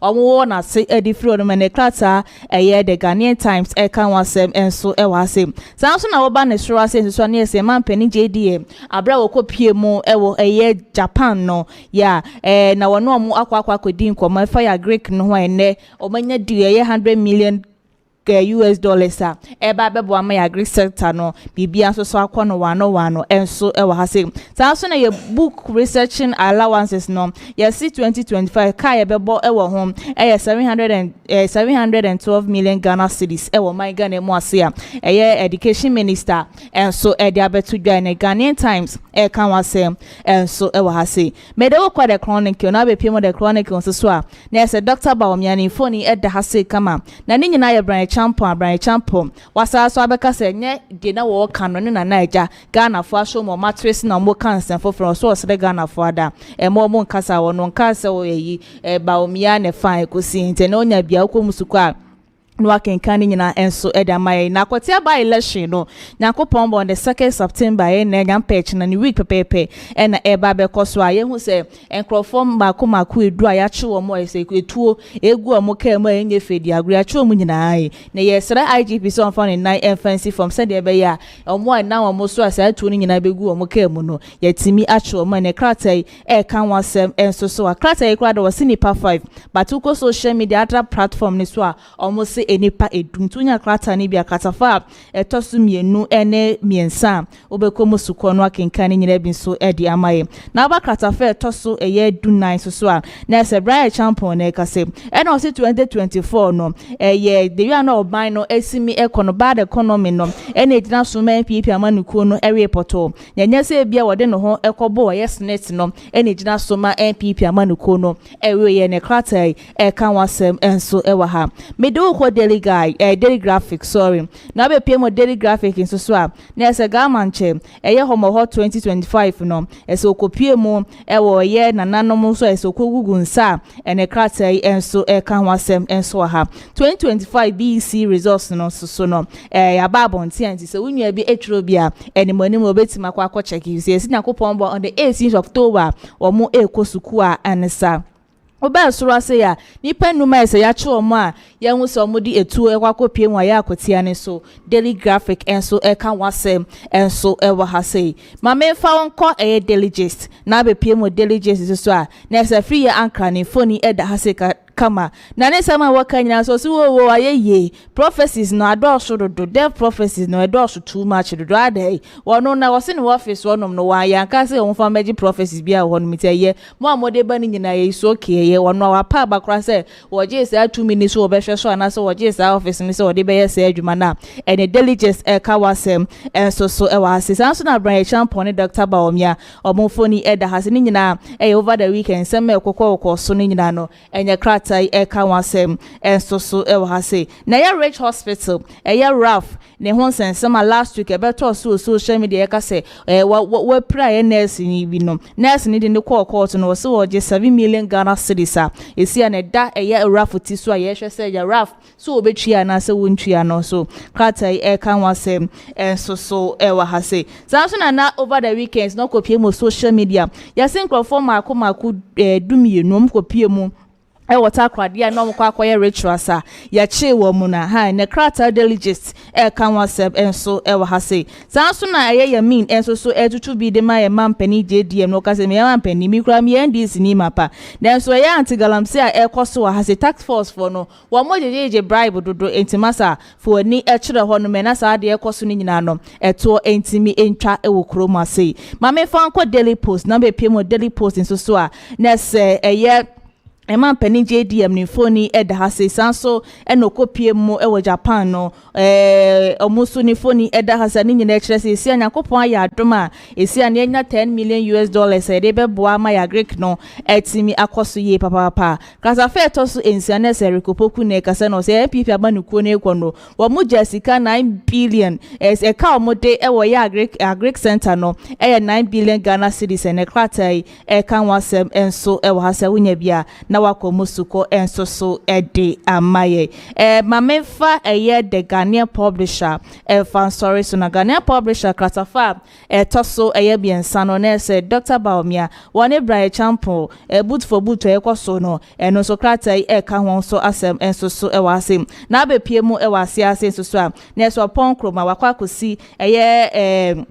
college education ko primo yire bia ese wakwa kosi school dan de ama wo mo a enye fediagro ne kratai kan wasem kama so wa sanso na ye tokonu ne won sensem suspension ne won sensem na ha ene yese ye ma me sofa ya kufu ene omo keke ka ho edoba no ababa betum bia ene krata enso so ebo ho enso amane enso ha na wo ba nchemu wase enso so a na se man pani JDM ni foni eda sanso na yamin enso ni foni eda hani nyina galamse ate se ewo man Ghana mu ase ese yenso se yensase ewo man Ghana mu ase no ena ya mean kire se enokopie mu ye task force a ye man pani JDM ete no man Ghana mu ase ya ese no ma hyase ejeje bribe hodo a ewo man Ghana mu ase omo hwa wojo bribe na eja wo makwa akotena hodom na eja mu tu galamse enti ye man pani enfo na ni ensho no ma ene daily the Ghanaian publisher enso kan wasem enso ha wunya bia na wakomusuko no akenkan nyina bi kama soso ede amati na ya sewa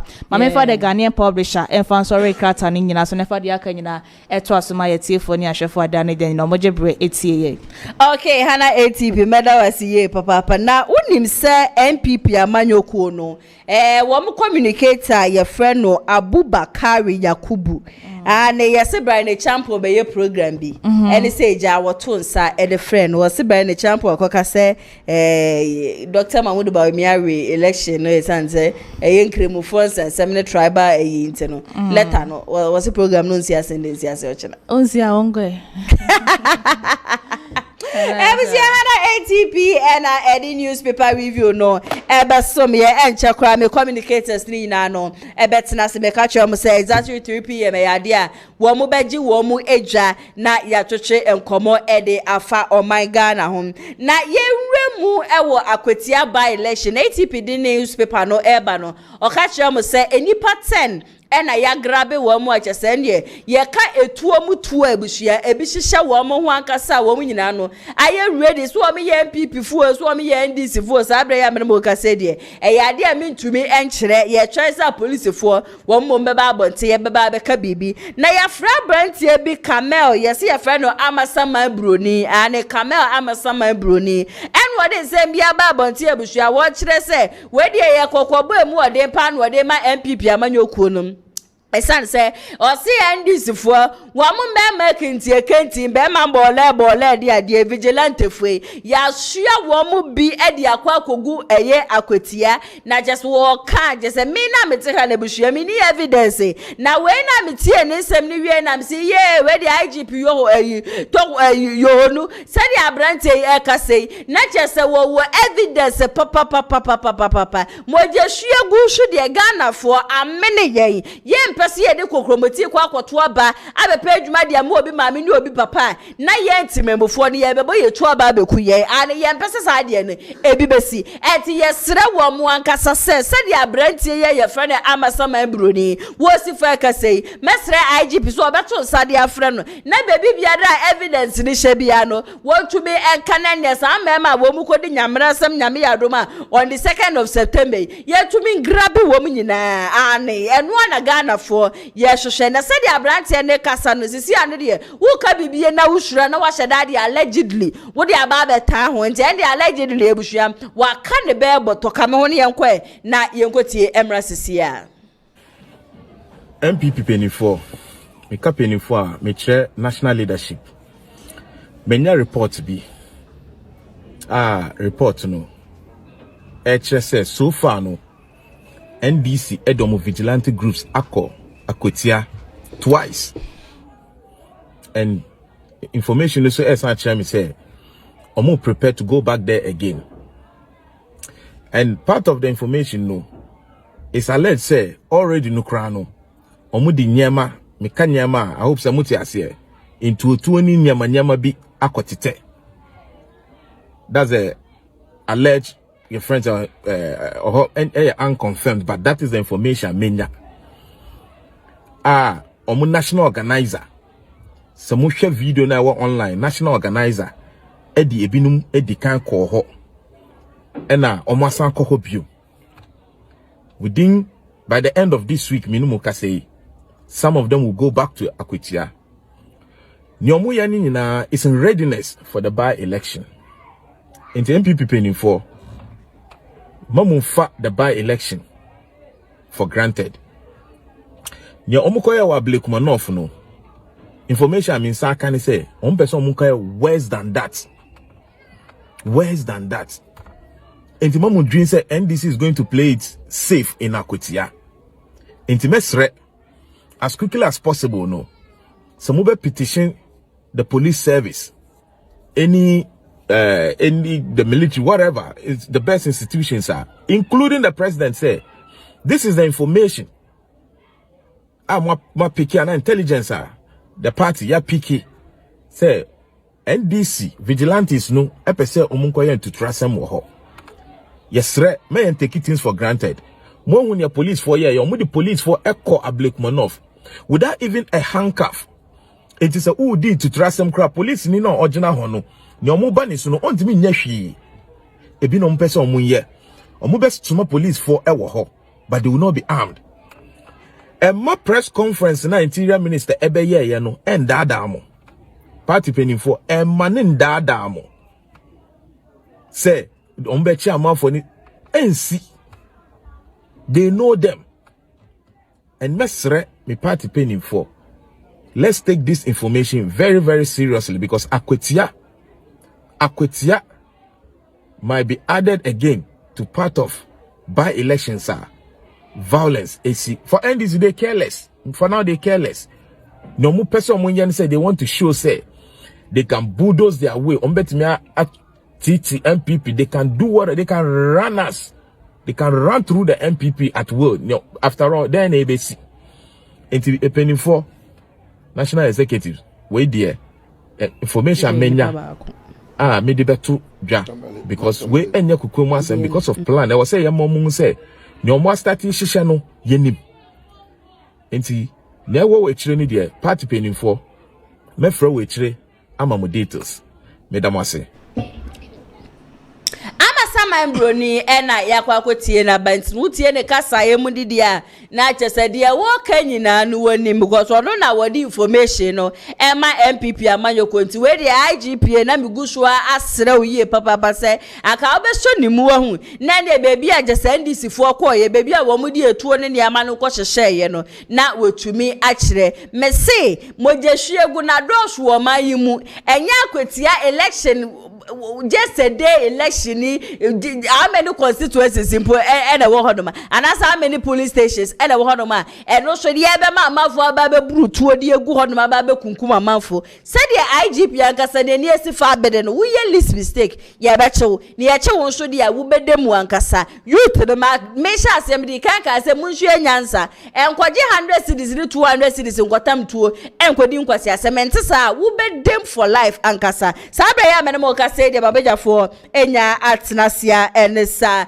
NPP communication team member Masa Audu Muhammad Saso ena Kofi Bediako wono so ekasa edema NDC amanyoko no a member of Amstead 10 research team women nyinanom ewo hanim si eja memo ma kwa ba shonko e de aba showdown jimedi so ba mama kwa ba Yeah, no ba. Bacho bibi aboko de. Bibi aboko. Yeah, that oba de ase. Masa would eja wa man wo position e am to say. Oh, and am de yeah. Sabra where the ISA chire de. Na che say yeah, anisa. Yeah, anisa. Yeah, party no na. Kasa boom. Na kasa for yin so. Mo sem chire for ya na so. And kosoro ti. Adia papa nso na yaka ho asem. Nande. Nti na che say NPP party no amofo ani wo ho. Yeah. Nti asem kakra bi abeba ho bia no na obi a pese wo ka bi. And yes we party no your party a o ka bi ayemo. Party bi a ho ka ho asem a wan ha. Dey be bu sisi ya. Yes we dey o ka bi a no akofi akwada. Nti ama tem bia ya asem ba amofo otimi ka no mo ka ni yi. Sa so na ye. So mo kana si ebetia na ya ye niam yi because you see the watcha sano nim se na mo wo akire no na o betima ho se si amoko yenya na ya mo nko ha nti mi nim se kasa na eba ni nyina no some of us ne de enya foforo ma ye okay ya fomo abre nti we no normal okay but so they compare years back the population has grown. Sure. And now you be 25 million, now we have about 35 million. They definitely they never cost through. But at the end of the day, yeah, party for na see who say party na idea. Be anti by my sure. Yeah, Ken BRYAN BAWUMIA aduchumu. So mo popular, mo ko party no mo hwa de. So mo betima win election. Nobody is popular in this party. Okay. Ubia be you party in popularity no their power. Sure. Enti no so wo di baby na wo kasa say we popular wo na we see me ara me say agro bi na wudi. The best thing I saw mo can say we need a united MPP. Yeah. Only united MPP na betima ma ubia win power. Sure. Benye nipa no wa wo na wonim ade wo na ho ofe wo na wonim yansa wo na wuska no ene de emwa. But the party in I say, I make I say 2016. They are suspended your national chairman, your national secretary, your national second vice. And still we win election. That's the purpose of unity. So that's here. It is a party in unity. In an election, you win. Now we can say be amenable to duchum. A duchum kwa na bit man win. The duchum ma men to aba. Name BRYAN kwa na bit man win. BRYAN ba men to aba. What it means he will be at the baby, he will lose election. Yeah. Because he'll be here the support of the party. Because we say, Alan Chama a few penny dinage. Yeah. The majority of us are back because no more dinage because of NPP. And to walk no, or first so NPP didn't do it. It's a walk the NPP. So or more corner. If you are Biba Bishopaka or more because there may be a koi. Until nipa say na di Alan Chikoye, they are not even up to 100. Okay. They are not sure say party no and they are popular. Okay. And let us build a party. Okay. Or more kasa omo di atem, they should be ashamed of themselves. Sure.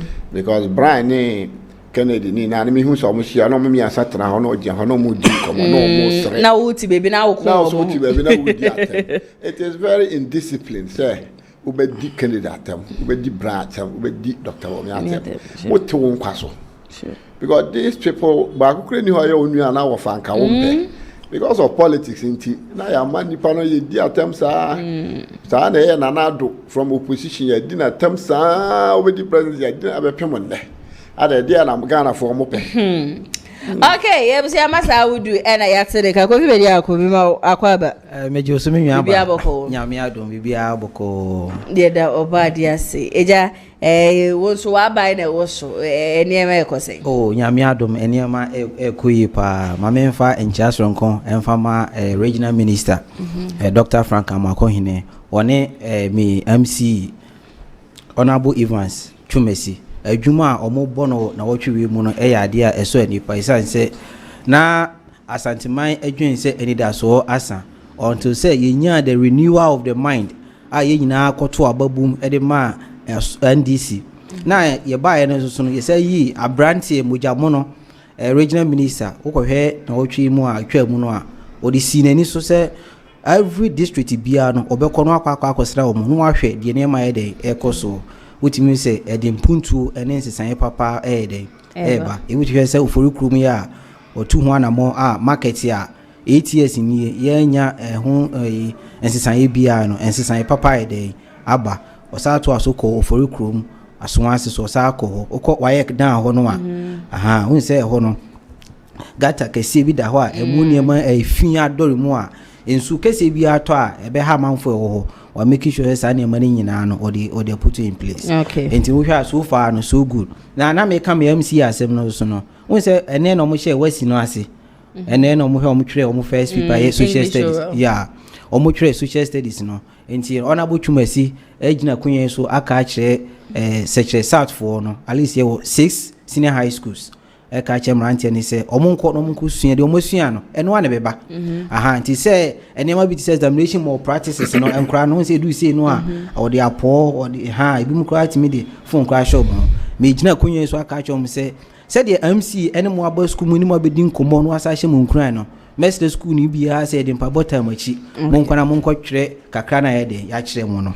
Okay, abusia mabeja for ene manyate wo monka ne ja ye remove for your topic for discussion. Mashasi Eddie Efri Masa Audu Enche we Efri BRYAN ACHEAMPONG or see NPP amanyoko no adenti and a more boycott a yet central by election will take on that. Yo, medasina Masa Koswachi a chief for Nina and Kaka of Furukum constituency and Asante Mai Jayawadano Yana Natural and we share dying. I mean, I call Fikisium, could na watchada. Ama ya dia shada yina be san hia na yakokra yana ntino ebechia obi a otimi ba bi nyina na BRYAN champa asoma wo kan no ebia wono na adwene but party no so adwene hu se ehu hia se yabako saba election. Number 1, by election between NPP and NDC no ayana route no the route no doso to canin yamanya no. And so share last election now share the difference between the NDC and NPP now it was so huge until oko contests are anywhere for so be any so because it was over 30,000 difference until now sorry say you bet me akoko contest on be ko ba no no bi aja sumbo we yesi we yakobu we yesi we yakoyesi nsombo ko no akwa excess of fertility hwia free ma asa yisika seye na ade enti no ade enti na yesi ko high ho e wo sa ade no ho. Number 2, nipa no the way we si wuye no kra no asa ye ero hosem so ati ase enti no enti ane ma ni mi we ni we no each edie wamba jina su bia se yanko bia no eye because say obi asore se me ko adwuma ba the next time we say say wawu ewu no so kora ya ansan hu ne body no kora ya dan ansan fa wa hye jobe but Mutala Mohammed one of the young guys bia no a very hard worker that's part of TV no o can say hunu no we a very good person we share na on found so NPP ni no come and a very good guy. It's out here and somebody can already so there. And the Abia can share call Bejane. But when you met Kennedy is very good, but very good. We hear more will be about wow. Inti really are somewhere different. Mutala very good. Our question. They say I call Tono so about some grounds or crana kind of crana. I think you feel sorry. In other way, we are so free or cry. I call Siska. About the difference was about over 30,000. That better will be close to our community, you know. May I support them, but BRYAN so feel say, so all league no free man, just say league no. I saw how do you say league me boy me free? So I got a couple match. I want to make a one coin. It is so far as a air contest in there. In Kian Kwana yanko stretch your muscles. Then maybe I don't know one who is but me support the party idea because sika be ko send wo ho ni time ne ne be wie kura na eno so mo batara ha sa discuss no be 1 week sa city ne so MPP for mo amuni say nyam city difference no kura ben say difference ne ben te za kwati say ye na NDC e ben the NDC for so mo ba fine because omuni say ben o betimi age but the mo ye no mo no too huge ade anka ebia bantuma na ayibi na and say ebia ka NDC for kura ba ka so mo se kura mo ye dey omo ma because the difference is huge you know me say penifo no the omo ye no okay but now say about link with to tribal BRYAN ACHEAMPONG. Does this whole tribal politics no ebuana I emwa but say politicians omo wo strategy bi a omo di omo votes ene de asem no obeka asem no wagin voter o ka say yan ka say president ko jina boku ka say MPP for bar ena ntokesi NDC for bar dia ntokwenni ho sa statement na very unfortunate say obeka sa asem because me ka say PNDC tamina na boku ntoka no ewo ho me dia me beto ye PNDC na regional minister in Debugri PNDC Kusasini, he was the regional minister and Tokani broke out wako Mamprisi for her Kusas for the castle mekuno no I can concern I don't know call Mamprisi for her but somebody who is a regional minister I bet like I talk with us one watch up and you are one until you have got a fan concrete. Say I didn't know what. Also, okay, this time, also, I'm going to say, Ayaraga. So, I can go and say, Ayaraga, so, Mamma, you're prison, you know, Kusasini. And he's the MP. Yeah, I can't go out for quite a tomato. One prison for one tomato. So, even 1 month, 2 months, when you are the MP, you are the MP of everybody. Yes, not just one party. So, what you say. And so, I'm going to say, sir, President Mickey, and they are very unfortunate because I can see the genesis of Boku, Mamprusine, I believe coaching. But because of politicians, and I started new dimension. You feel say, we say, one more crown up Boku for him very well say, no president can come and stop this fight. Okay. Now, I may say, one the brass and Tihini. Say, one baby, you craft, no one can require bias. Because maybe the other cano, maybe the other group will need too. And I had 2 fractions now. I had the Amrano, Bakuna, Efevano. So I can say when the friend is here, I see. And I'm another day, so Abi or no so Becca. So I can't swear. What can you know? What call her one? And talk about a home gas and cement. And you know. Me they say their own mentality among come kasa ma dwene o mtena ho dwene say na ntoka ya ko all this wali mfaso be ne yenya na wo so because me ka so be ku ba ku e krum one of their be ku ba ku e krum ya mo betwa na ntwie no odwan ya ka say e krum ha de ye mpe moja sa mu kum ntoka oboku a na ya say mo de ba bol ga ha sei ya mo be ku mo twa odwan na ntwie no odwan so mo so mo moja ya ensanko so inti no so mo ankasa ya o madwa but ye use tribal no na me read yi obi kura say kusas for dot say man police who say so how na kasa man police is the whole region o mo kuta one region no east o mo sa bibisa oboku ho then you sit there man was say about man police for about 57,000 in a kusas for no in a man police for 43,000 me I come from me what am me free nobody obi obeka sa se bi oba say man kusas for e do so chen man police for entino say we abato no say wotuma we a wanya we me ka say 2,000 I see you nkatie ni munifie omo ko chechire duku red be red enam brown half issue say ajay mbato aba ma santini woni sa santini ba beje ko ina didn't you hear it no musu from house to house they were crying say I didn't tell bro for so mbato aba santini omo to aba ma santini ayawu in 2000 ku for one yeah because I don't know omo amutie no omo nyimi answer say o to aba makufu akofo bara kwaje bono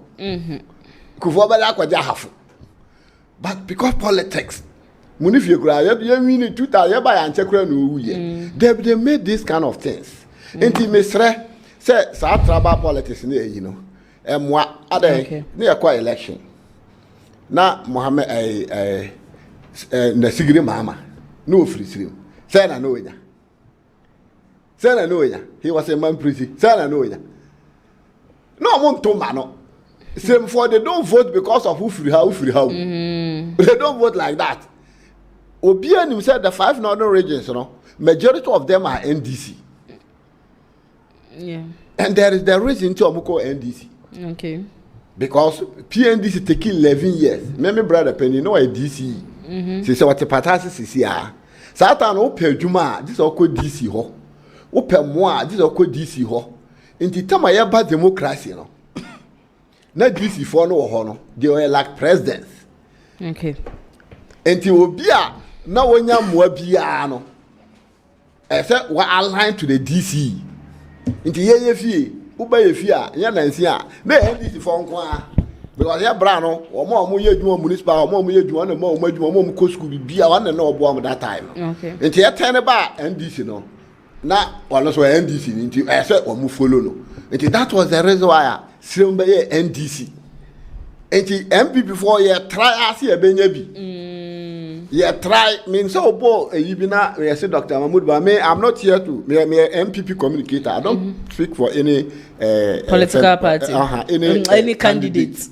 But all the candidates are my this year. Okay. And he said, "Assemble, meka." But now, Omobo, Ubo, say, Dr. Mahmoud, can force say, "Omba twama boom boom." I say, "So these kinds of videos, I am incomplete."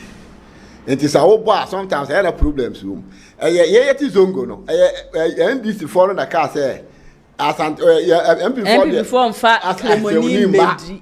Into more ya de no bad ya beto. O dey here. E dey go fa le ba e no so. That was me the maba. Into mun to aba na ma me boom. Me say mba to ama me. Any boom ni ni. Boom boom. Ya ko duru ho no. O ma to. I was me say na o ka so obi so. Yeah, the Kennedy bar on Beto. NDC when I got to Kennedy, I brought the party war. But on the Canada, make us say, John the man, Mamma Gusiso.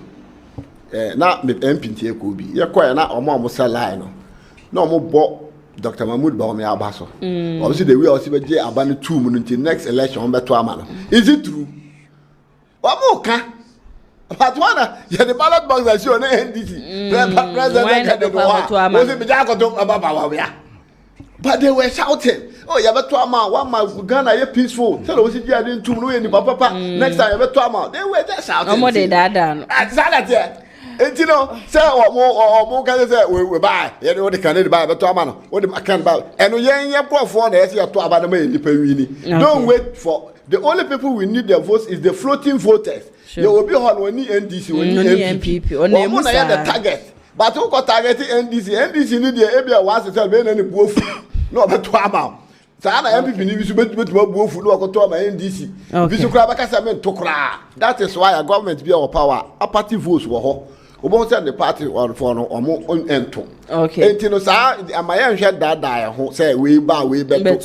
So when now 4 and 5 for you just for me a popular, they should go and form their own party, and they will see their smoothest level. Okay. Matter the matter was here, Papa. Because we dey ako. Mama tie won so we take on why by. Oh, 10 minutes na so. And the topics, you know, why boycott Temal essential by election, BRYAN ACHEAMPONG, and a kasa same way. Uria Neja, what it does ethnic and religious propaganda help political party. Na odi no so account. Me aba, ma me mfa kwen so na me nchia ahwefo a mo eden omo ehwe.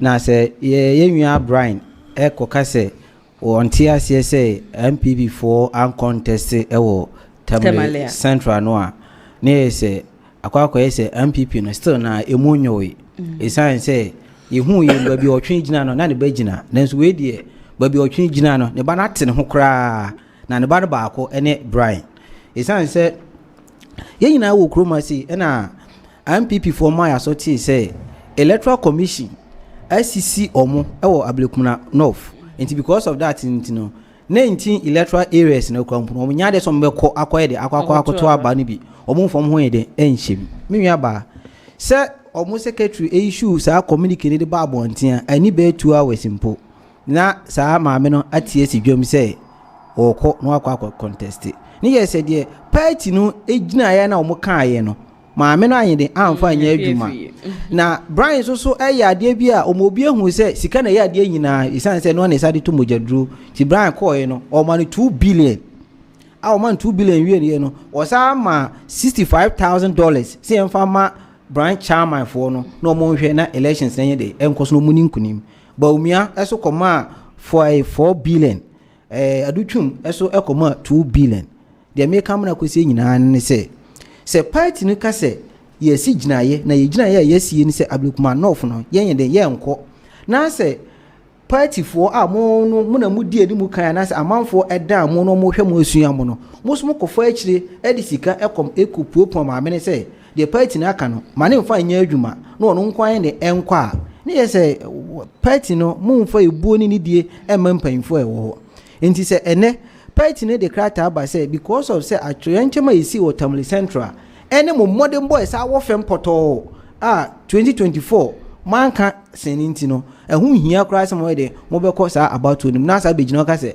won tiase a na ye se won akwa se de bia no woni party no enkwa adwene aka se won tiase was just esan say ye mfa sa enchiche o man enu nti ma example say ma Ablekuma North ene ma sa ma we so ide aka ho Ablekuma North no kwado de sika ide eboai enti mi nwa ba sa de na NPP esiye no na omu de die bibia efe no bargaining ni say fa baako na mesome fa baako sa de mbina na omu ye esan say okay say mamo Tamale Central dia eni nke besere mo so what you say nke akwati asume de munye de monfa enye de monfa emaye which is not the case so what you say unim omu mi o ma no but o hwe after say letter no eba ye na ape no ye nyankofo na bi e be kan say yanko dia enemo ba me no ka say electoral commission no enyan close nomination form no a wontimi nsi gina ye say NPP say omo yede omo nko but me say me no ka say a me bai ma hu sententan so no abrante baako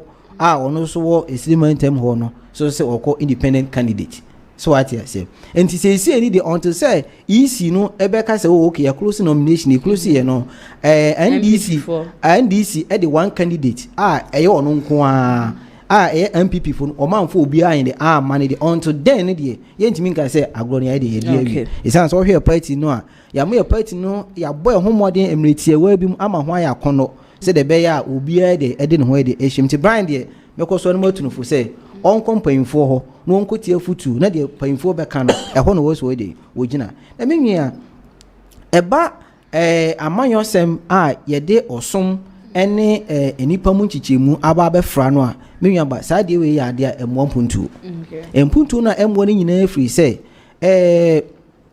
NDC ye kan say yewura BAWUMIA obedi NPP achi nenso so eba so mu kwakoyi omu franka tuni no a omo mfa no enyede emani enyede emfa ne emma anyina so me kan sa nse tema kofo free so no Aliyu Mahama anu en vice no okoko gina asuafo du 17 no ono no o ma mfa ama no so what I say into on that premises no enu nti na ma GM dey make it those that comment no nanso me nwa ba papa iba ye no ono so ba be make sure say o de osomun titimu dey eba unuma de o sha say ye o magana fo nyina hu say bana ono waba no yesuro papa esan say na MPP NDC fo no fi say MPP fo ntimi nkofa sini kramoni de emfane ma na akotie empanfo mo didi mu bi say chama wuntumi chama nkokofu asem obi e kan ne say dankwa adibi buzi aso aide adibi adu dombo na dombo ne hwan amwa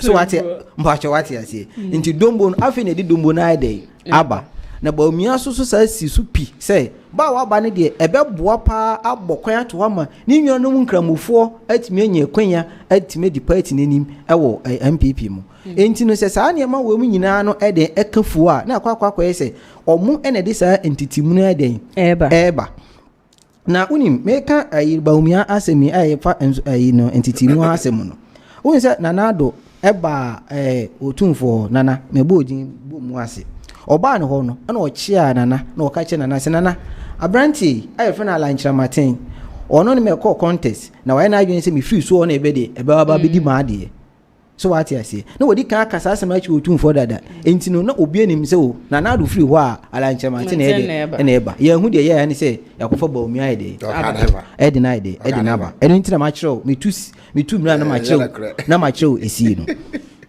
enti emra na ye NDC ye bodawu ache Ghana for se monto aba na maye na ye ba ye be make sure say mofra air control so school no e we tertiary no ye be make sure say ye be twe o school fees e de am for free ye kan sa ade we ye sa kan biom say ye ba biom a ye ba biom no a ye be make sure say at least ye be provide free sanitary pad e de ama Ghanaian school children and so ye sa kan say school feeding no a de atete process no and so ye ba be de ye ba be ni ye emna ye na ye ni abre ni ye ka ene ma ye ba ye betimi aye anti ma Ghana for enhwe so nto aba no na BAWUMIA de sa osum nchichemu ene no wadu ha ba bi obedu bia na ba bi o de oka into sa de na Ghana for ehu ye no omu say onka enema oba obeye so wonu enu nti na kohwa ye aba na eto ye no utimi say apart from the northern region one 30 police station ebia no ha wonya aba kra ho 0 atimi say enipa kra no na ogina ho na wo hwa say police station agent ni kwasa akotutia ni say wo mo number otutia no so what you say 30 police station entimi nwa ba ukohwa aba na eto ye no 16 regions ni nyina no utimi say ba bia e green yes say Ghana for apasa na ma no ho Ghana for hwe kwan mbofa so mo atitena mu be de ensisa beba Ghana for hwe empuntunwuma aba ya mo asitema de adiyi eno na say Ghana for de hwe entimi nwa ye ba na bedu ase no ye ma Ghana for hu say so obi ba na o sha ase de sa na ma no den ba enya de se be de ebeboa ama empuntu ade akoso okay once I will share jumedi no so betimi de wadwenche afa comment section as the question is political party wo honom say de bi ade che ni ade se bia no na wo mo try ya say wo mo de tribal statement and say tribal conflict e ba e ade etumi ebua political party and say emua political party for wadwenche no efa comment section as say mam ye right next topic for discussion masa would measure say if your next topic for discussion no kwadwo insafua poku en wo kire se de se ye mampeni o tu kwan too much ade che de se bia de bia no o tu kwan no okọ ha no okọ o se do hwododo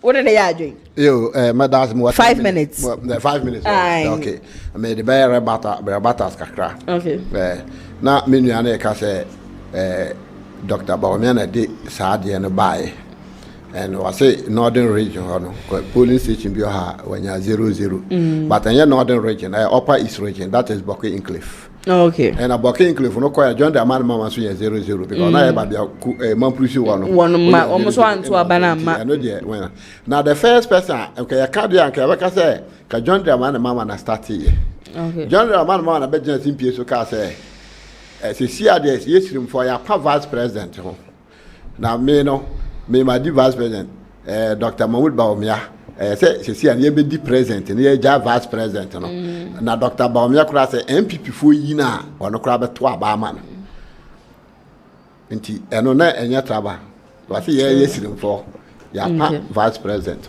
they be a farm of vice yeah they are vice nti but sometimes me I me who say this can me father say a traba but a political and I perceive interesting yama so what you say say o ka obi ubo tribunal ka de papa no me ya me hu problem but e bia obo tribe no obo boss tribe no wa condemn tribe bi no that is what I don't like me jira hoyi say me say by original organizer me ko shia siremuni wato ba maka so unu ana me to aba ma me so what you say no me ka se to aba no nche so obeto aba me o maka ma se ma wie yes me yes me na nti me kan na no wato aba na ede that's what I say sirem force the traba na to aba enka na sigiri mama enka wo yini sirem katembia ka to aba ko be wi sirem but obeto no na wa nyahwe nti sa traba yini de find that emwa and enye juma nso okay so enye juma Ghana ha Ayana, what else at the phone baby Kasa? Omuni says Srim Kremofon a dorsal. But some Christians are dorsal. Christians are more than Muslims. Say Mahama Crew or is Remini show or a Christian. One of the son of a Kremonican or Jay, you'll be all crown Kremuda. It is all you go to parliament, the parliamentarians now on Christians are a majority than the Muslims. But I want for them so you do Srim. It is not like that. So, you know, sir, they are no dear. You bet me aka. Say obi kura timi ka say me de me asantini. Anya bad because why asantini? Proud asantini. What the two no ho. Say me asantini. So also we are one na also yesire. Na also count there. Me say I'm a fancy and I'm a proud fancy for Maguna Sudu. Yes, fancy confederation. That's it. And you know, say that here. But say obi condemn obi no e na enye. Especially say tribal war. Na ye de because our war no eba na yen wo Dr. BAWUMIA kra na yen wo no enti say obi kwatra ho say Dr. BAWUMIA na totuo koma omo na see na two omo no Dr. BAWUMIA kra ni bi two omo no osile ho Dr. BAWUMIA on the unfortunately obeto mu saka but because of say John the man mama koke cancer answer mu nti no e na ntokwa no ye den no so wo ba obaje president or hene na ma ekuzatefo na adenti na kro we ye use ahemfo mienu ahemfo kro bebre omu use ahemfo mienu because dey me answer until say wo John the man mama so ye sirem na say wo royal person obo say sirem de etimisi asante reje hana you made powers in ama asante he no de na asiso e na saa de nsi but when you go to north no me bolga say ye wa ahemfo mienu okay ye wa ahemfo mienu no we wa ha me na di bolga he e so amote wo we don't fight. So at the end, say, president got now say, na me ba, Argentina, high crew ye, nipa me ba, you bring your hand back up, and all by 8 months, when you are hand back. Then they keep killing themselves. I feel also Santin and Coca. But it's a fast on them, because it will be too quiet there. I don't want to go there. Because we were too quiet, now the baby. So, or one of son who are so fine. Maybe so too quiet there. But sometimes, Abia, or most of them work at Abia. One so can say almost not too quiet. They are also personal mentality. But I don't think say president too quiet. It become news. Me them who say news because president be obe too quiet. Oh, when crow too quiet wa kopeska e dia ba o man nti enti president be able too quiet. Enti no wa NDC for na satia na wa too quiet na akuru cha plaka. I say ko ma we no mo ka. No no kuje to plaka na kan quiet ya tuo ya kwa no akotwa play mu no akotwa no de kire Sisi ano na John the man obia onim say Ghana ha your third world country untimi ntu kwan kopɛ kakra obɛ da ayade no but politics until this now no one here for the next 12 years one here yakoto aba oh here 20% pen abeto aba say yan change asuban na ye nyina ye the same thing always the same thing NPP for ba no ma bebo NPP about the same thing I'm telling you say yes sir Kroma for the same money abuse. About the same old son, and we are better about what is nipa 26 pen abeto aba. Obian feel so abeto aba view. So until I say yes change you say I didn't know ya in support so I didn't nya man can say MPP na wo until now criticize it. Say I know could you double say John the man about no high plane or bad resign. I bet my do na emergency case where I saw high plane into will you resign? It is how now you shall answer. Quite true there. I don't want to talk more about it because Mr. President I'll be too quiet. Okay. Coffee ready akoma mintie we 5 minutes. Me aba your friend is saying Abranti Asɛm okay Kwadwo Safwa na. Kwadwo Safwa so per president yadi o. Kwadwo Safwa your friend is saying MPP ni on so per president yadi. Kwadwo Safwa yeah Kwadwo ya. Energy transport.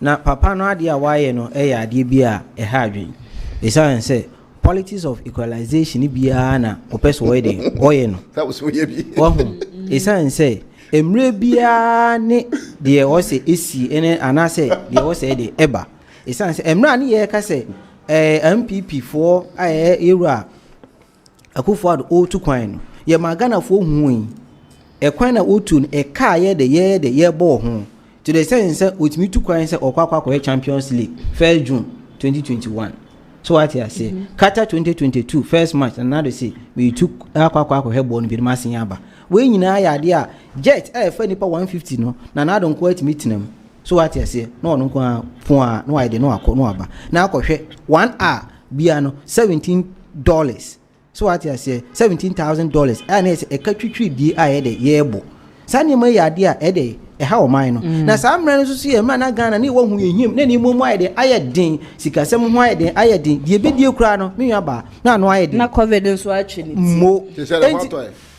enti no se ne ye kan kire wo se ne ye kan kire wo se Akufo-Addo akwantu na wo tu no na edoso a ne ye dika so what you say lawyer ba ko friend no lawyer UK02 so what you say onu kura de kan kire Akufo-Addo say the rate at which who to kwan Ghana for a complain ebe ye ati because what kwantu no enya de say de ebo party no so hu ya lawyer ba ko nso sa NPP ya Adomako ba fi ekwotina PCFM e ka say ai ye say Akufo-Addo so a opakwantu na ope akwantu so a wo ko so ofa wiomisen ya obedware wom na adware na odware wom na ade nso na so gu ye so ana okọ PCFM na wo kan sa asem no we mu nyina ya ne ma Ghana ni tie na ne bo ede eti nso yewura President John Mahama ebayi ade oye ni say 17 February 2025 afie mu no wa hye na ministers ene ni cabinet ministers for ni na say obia ni ho a obetu kwan a was ofa first class so what you see because obaye no Ghana no na atete apansam asay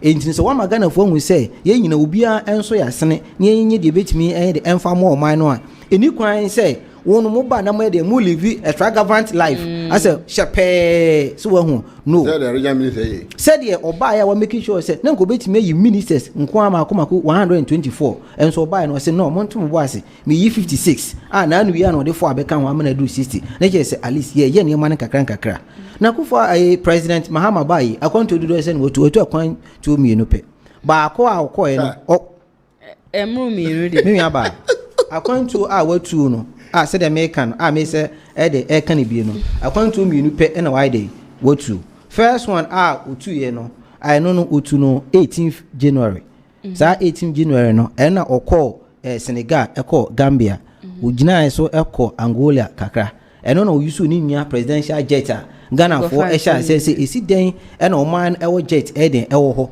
na wajai na unua de no why dey no akwa ema ye be kire mu say ewu kwan o kona woko no Ghana ye penny crying de enim eye free Ibrahim Mahama na tu ho ache we de ball man no eni no we de ko Ghana ni ya amoka ba ko cry de e wo ho ena sa time no so no na sa play no eno so no na e wo I friend same and review e go through process e wo sa de no ena kwantu a o say to official traveling no any second one ya we de okoyi nti second one okoyi nso no mimi aba wa kire mi se okọ no so no ofa commercial flight Ghana fo bi kura abo enye de enyo so nenso mimi aba okohwe se dwuma okwa die no yese ye ho kire ye na okọ no nko a hyepe dabi esa na ye bo man ne ka nti so omampani akwatena passenger plane mu na so de kwa Ghana ni bia beti access okay se de obia mo ne ho so enti ase de na onim se okoye no so no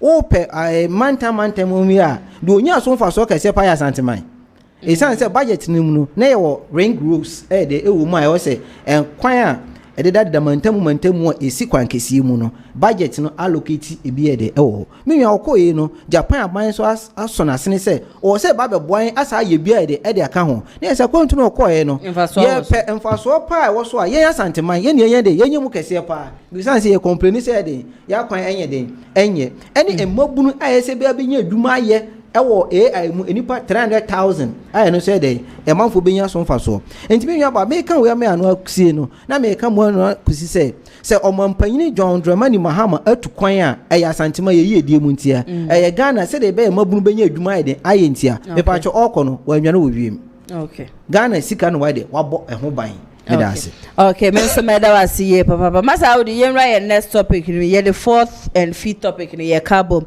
Raf na won sense me Rage Hospital ya wo ko ye ya eja nurse ni so issue the 7 million defamation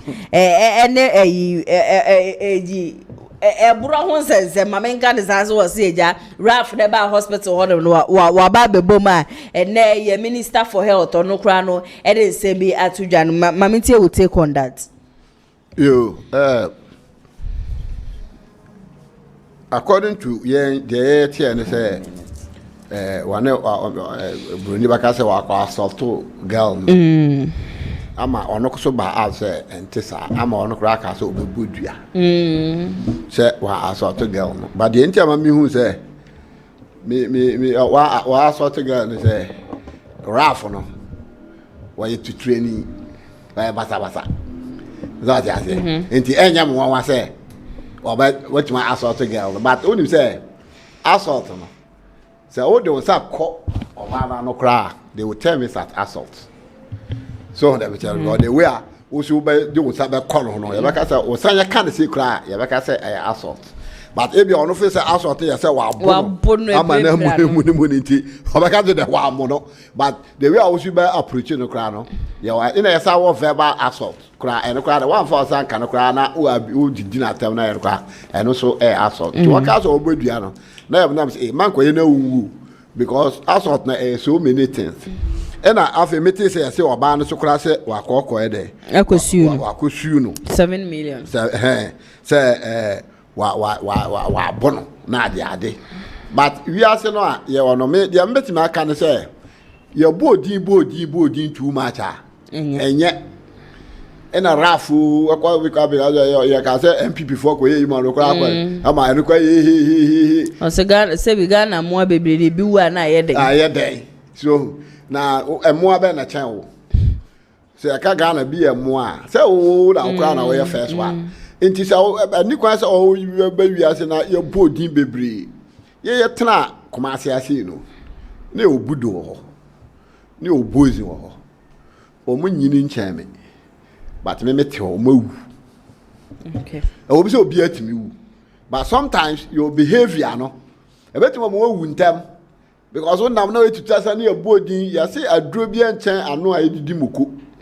na ye ka wasemasi o mo aye sore 80s na ye krom ha na ye ho say ye ahodenfo na me ka ho bi na me ka ho bi na one of them but now me de nyansa to because obakọ yesi basa na ye bodin na o stop cars na o jiska na o buwe at the end of the day budo no ofa na bo ni tuo na o wuye bozi okobo obi ina fans no so koy no okowu a lot of them met match kompoku you were shot and killed in Ashton so mo sorry yes ade na mo wu ntam nti mesre say ono na asem no de o mo njai sa de nyo ono nko na me kasa kire no so yo babunu na wo sorry a sa tutu asem no emfa mfaso bi amrew okay so odi ba futu asem ko de ko to da me kra mfaso wo so okay odi ko sua adwuma mfaso wo so okay chance oba nam na yebodi ebia na wokra wonhyara ye boni bia o but ebia de bia yebodi nti no yakwa that day kra ebia na wanhyara ye boni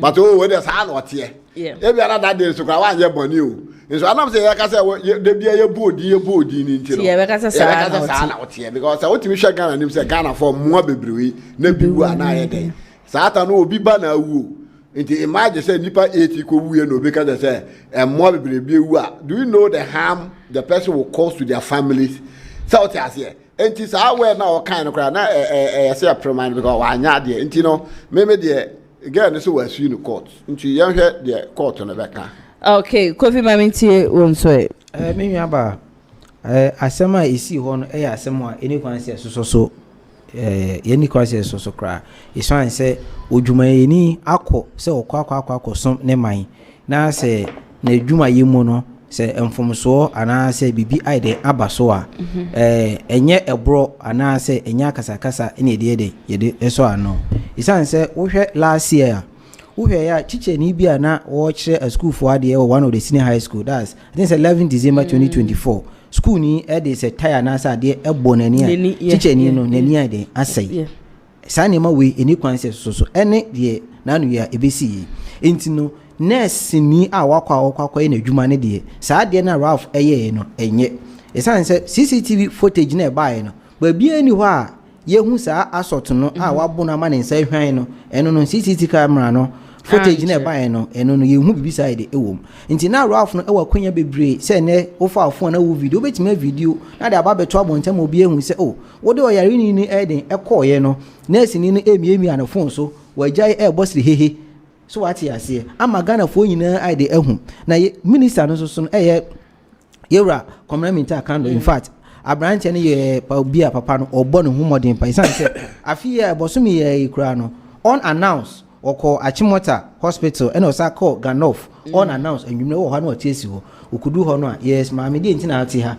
now or my common same Utimiko could do washroom near my head and to make sure at least he understands patient and patients also understands him Intimacy Kobase Ralph will be untray nasa wooden nurse ni one kwaku nya sa and tokanoa menya de say a boa and you can say ye be so nti ye besere nurse for no so in fact me can say the nurse ni ye wa anyi ni ye isan say you and I were not there but mesere nurse for no e ba say ba enipa ho adwuma eno na mo se mo pe eno na mafa ato mo so nti say nipa no ba no baba bidru a aya munya bote because adwuma no ba bia na pressure wo mo ba akofo ye fro o hwe we say hwe we nti say wutira ye na say nipa no baba bidru a wa ba bedu ho no nko ade o expect say jai de wo hwe no ne bra na be de ne bra be hwe no nti mesere emaba wa na e wo na say adwuma nim say mesere wo mo a o mo mfa abotire enya adwuma menua me de manu sem AC no in fact nurse for nyina secretary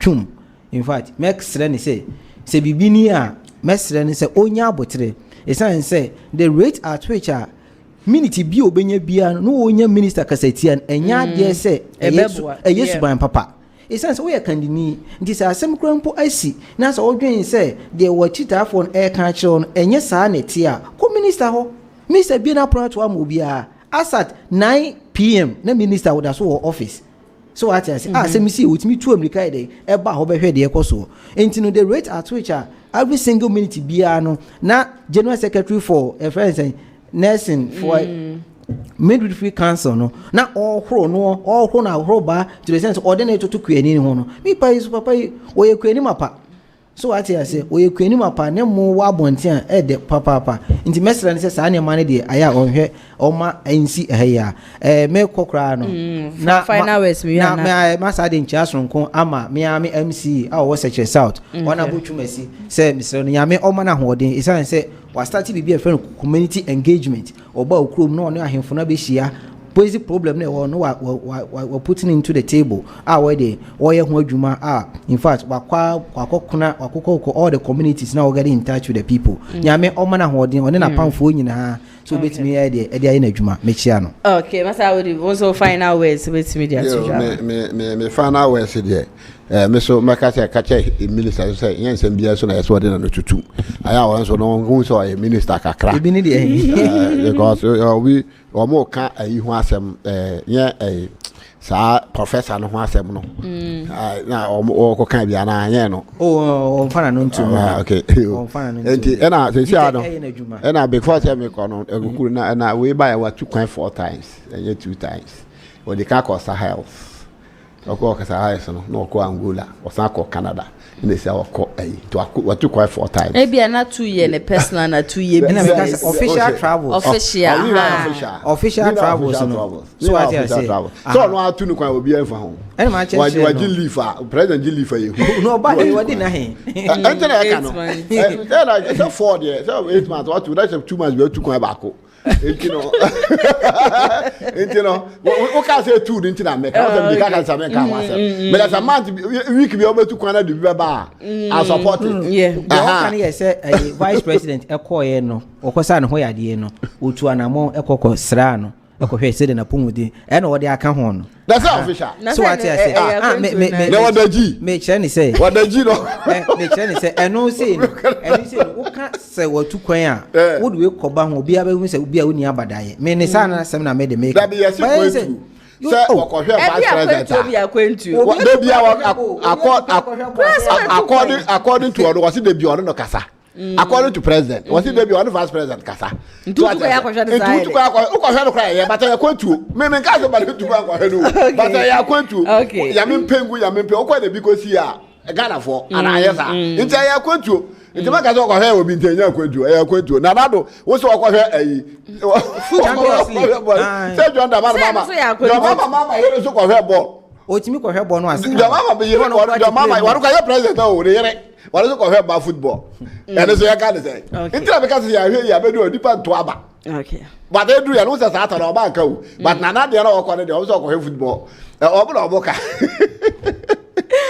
okay Hey, Master, how do you any go media commander masiye papa say jende meto ensa efre mo ba showdown chimedie no mo be ka me ho ejade ekoso o man Ghana no ya twetwe nkomo e de afa mo so am join here from start basis sabre beda mo nyina ase na post re so ekoso enipa 41 na eto aba Dr. BAWUMIA nya 24%, Dr. Yaw Educhum enya 2%, BRYAN ACHEAMPONG enya 0.1%, and Kennedy Ohine Japan nso enya 73%. Comment by NB Emilia was a good afternoon host, you are looking beautiful, thank you so much. Saso and Ken all the way Zita also good afternoon, good show as always, thank you so much Zita. Abenia baby our comments near dia with the banom dia mihuni nyina or say is BAWUMIA preaching unity today. Has he been able to talk to Abronya on his public insults behavior? That is one of the biggest questions ever. BAWUMIA, so who should we blame? You made NPP lost, accept it. Okay, Monica, I say whether you like it or not, Dr. BAWUMIA will emerge the winner and not that traitor, hypocrite and evil Kennedy. So you can say whatever you want to say. The Lord will show mercy unto Dr. BAWUMIA when he wins 2026 election. We are ever traitor. This is not help. Whatever comments you come, nipadi obey we ni bia no we ever ready say you best support sani parsa so and bright. Bright and so say, oh my God, unbelievable. I see Dr. BAWUMIA as a big joker. He have to stay away and let have peace to be the best for the best man, Honorable Kennedy Ohine Japan. Okay, and Sam Sisi reply, you say, Monica, you are foolish for calling Ken a traitor. That is unfortunate. Also, without Ken Japan, NPP will never win power. Zita say, I think some of you are visionless as your leader BAWUMIA. Oh, Bento, or see if NPP not stop, Ghanaians is watching you. The same thing you did last year. That has made you lost. That made you go opposition. If you are not careful, NPP repent. And internet comments ni be about KumasiOnlineTv and making kind be there. My friends of KTV comments about no men so idea echegu so and I think TV mo amosha ye ewo hono menyu brain yakopon ehra munyina ye papa panyampa china na ya se wo ba kukuduro for me ba betina be dwem and no communicator bi emba mi ankasa mimu no era metra se na eja matutuja e de afa de ekoso ewo man Ghana hono ma da production team ni nyina ase hana ATP e the newspaper review no ebe so mo saso na executive producer so Mr. Daniel Yebo Nyankopon ehra wo nyina ye papa panyampa china exactly 2 p.m. me ba betra fidie ma no se nam do Ghana ho nsensem nyina so aba be so mo stay safe ye be san so edi hia.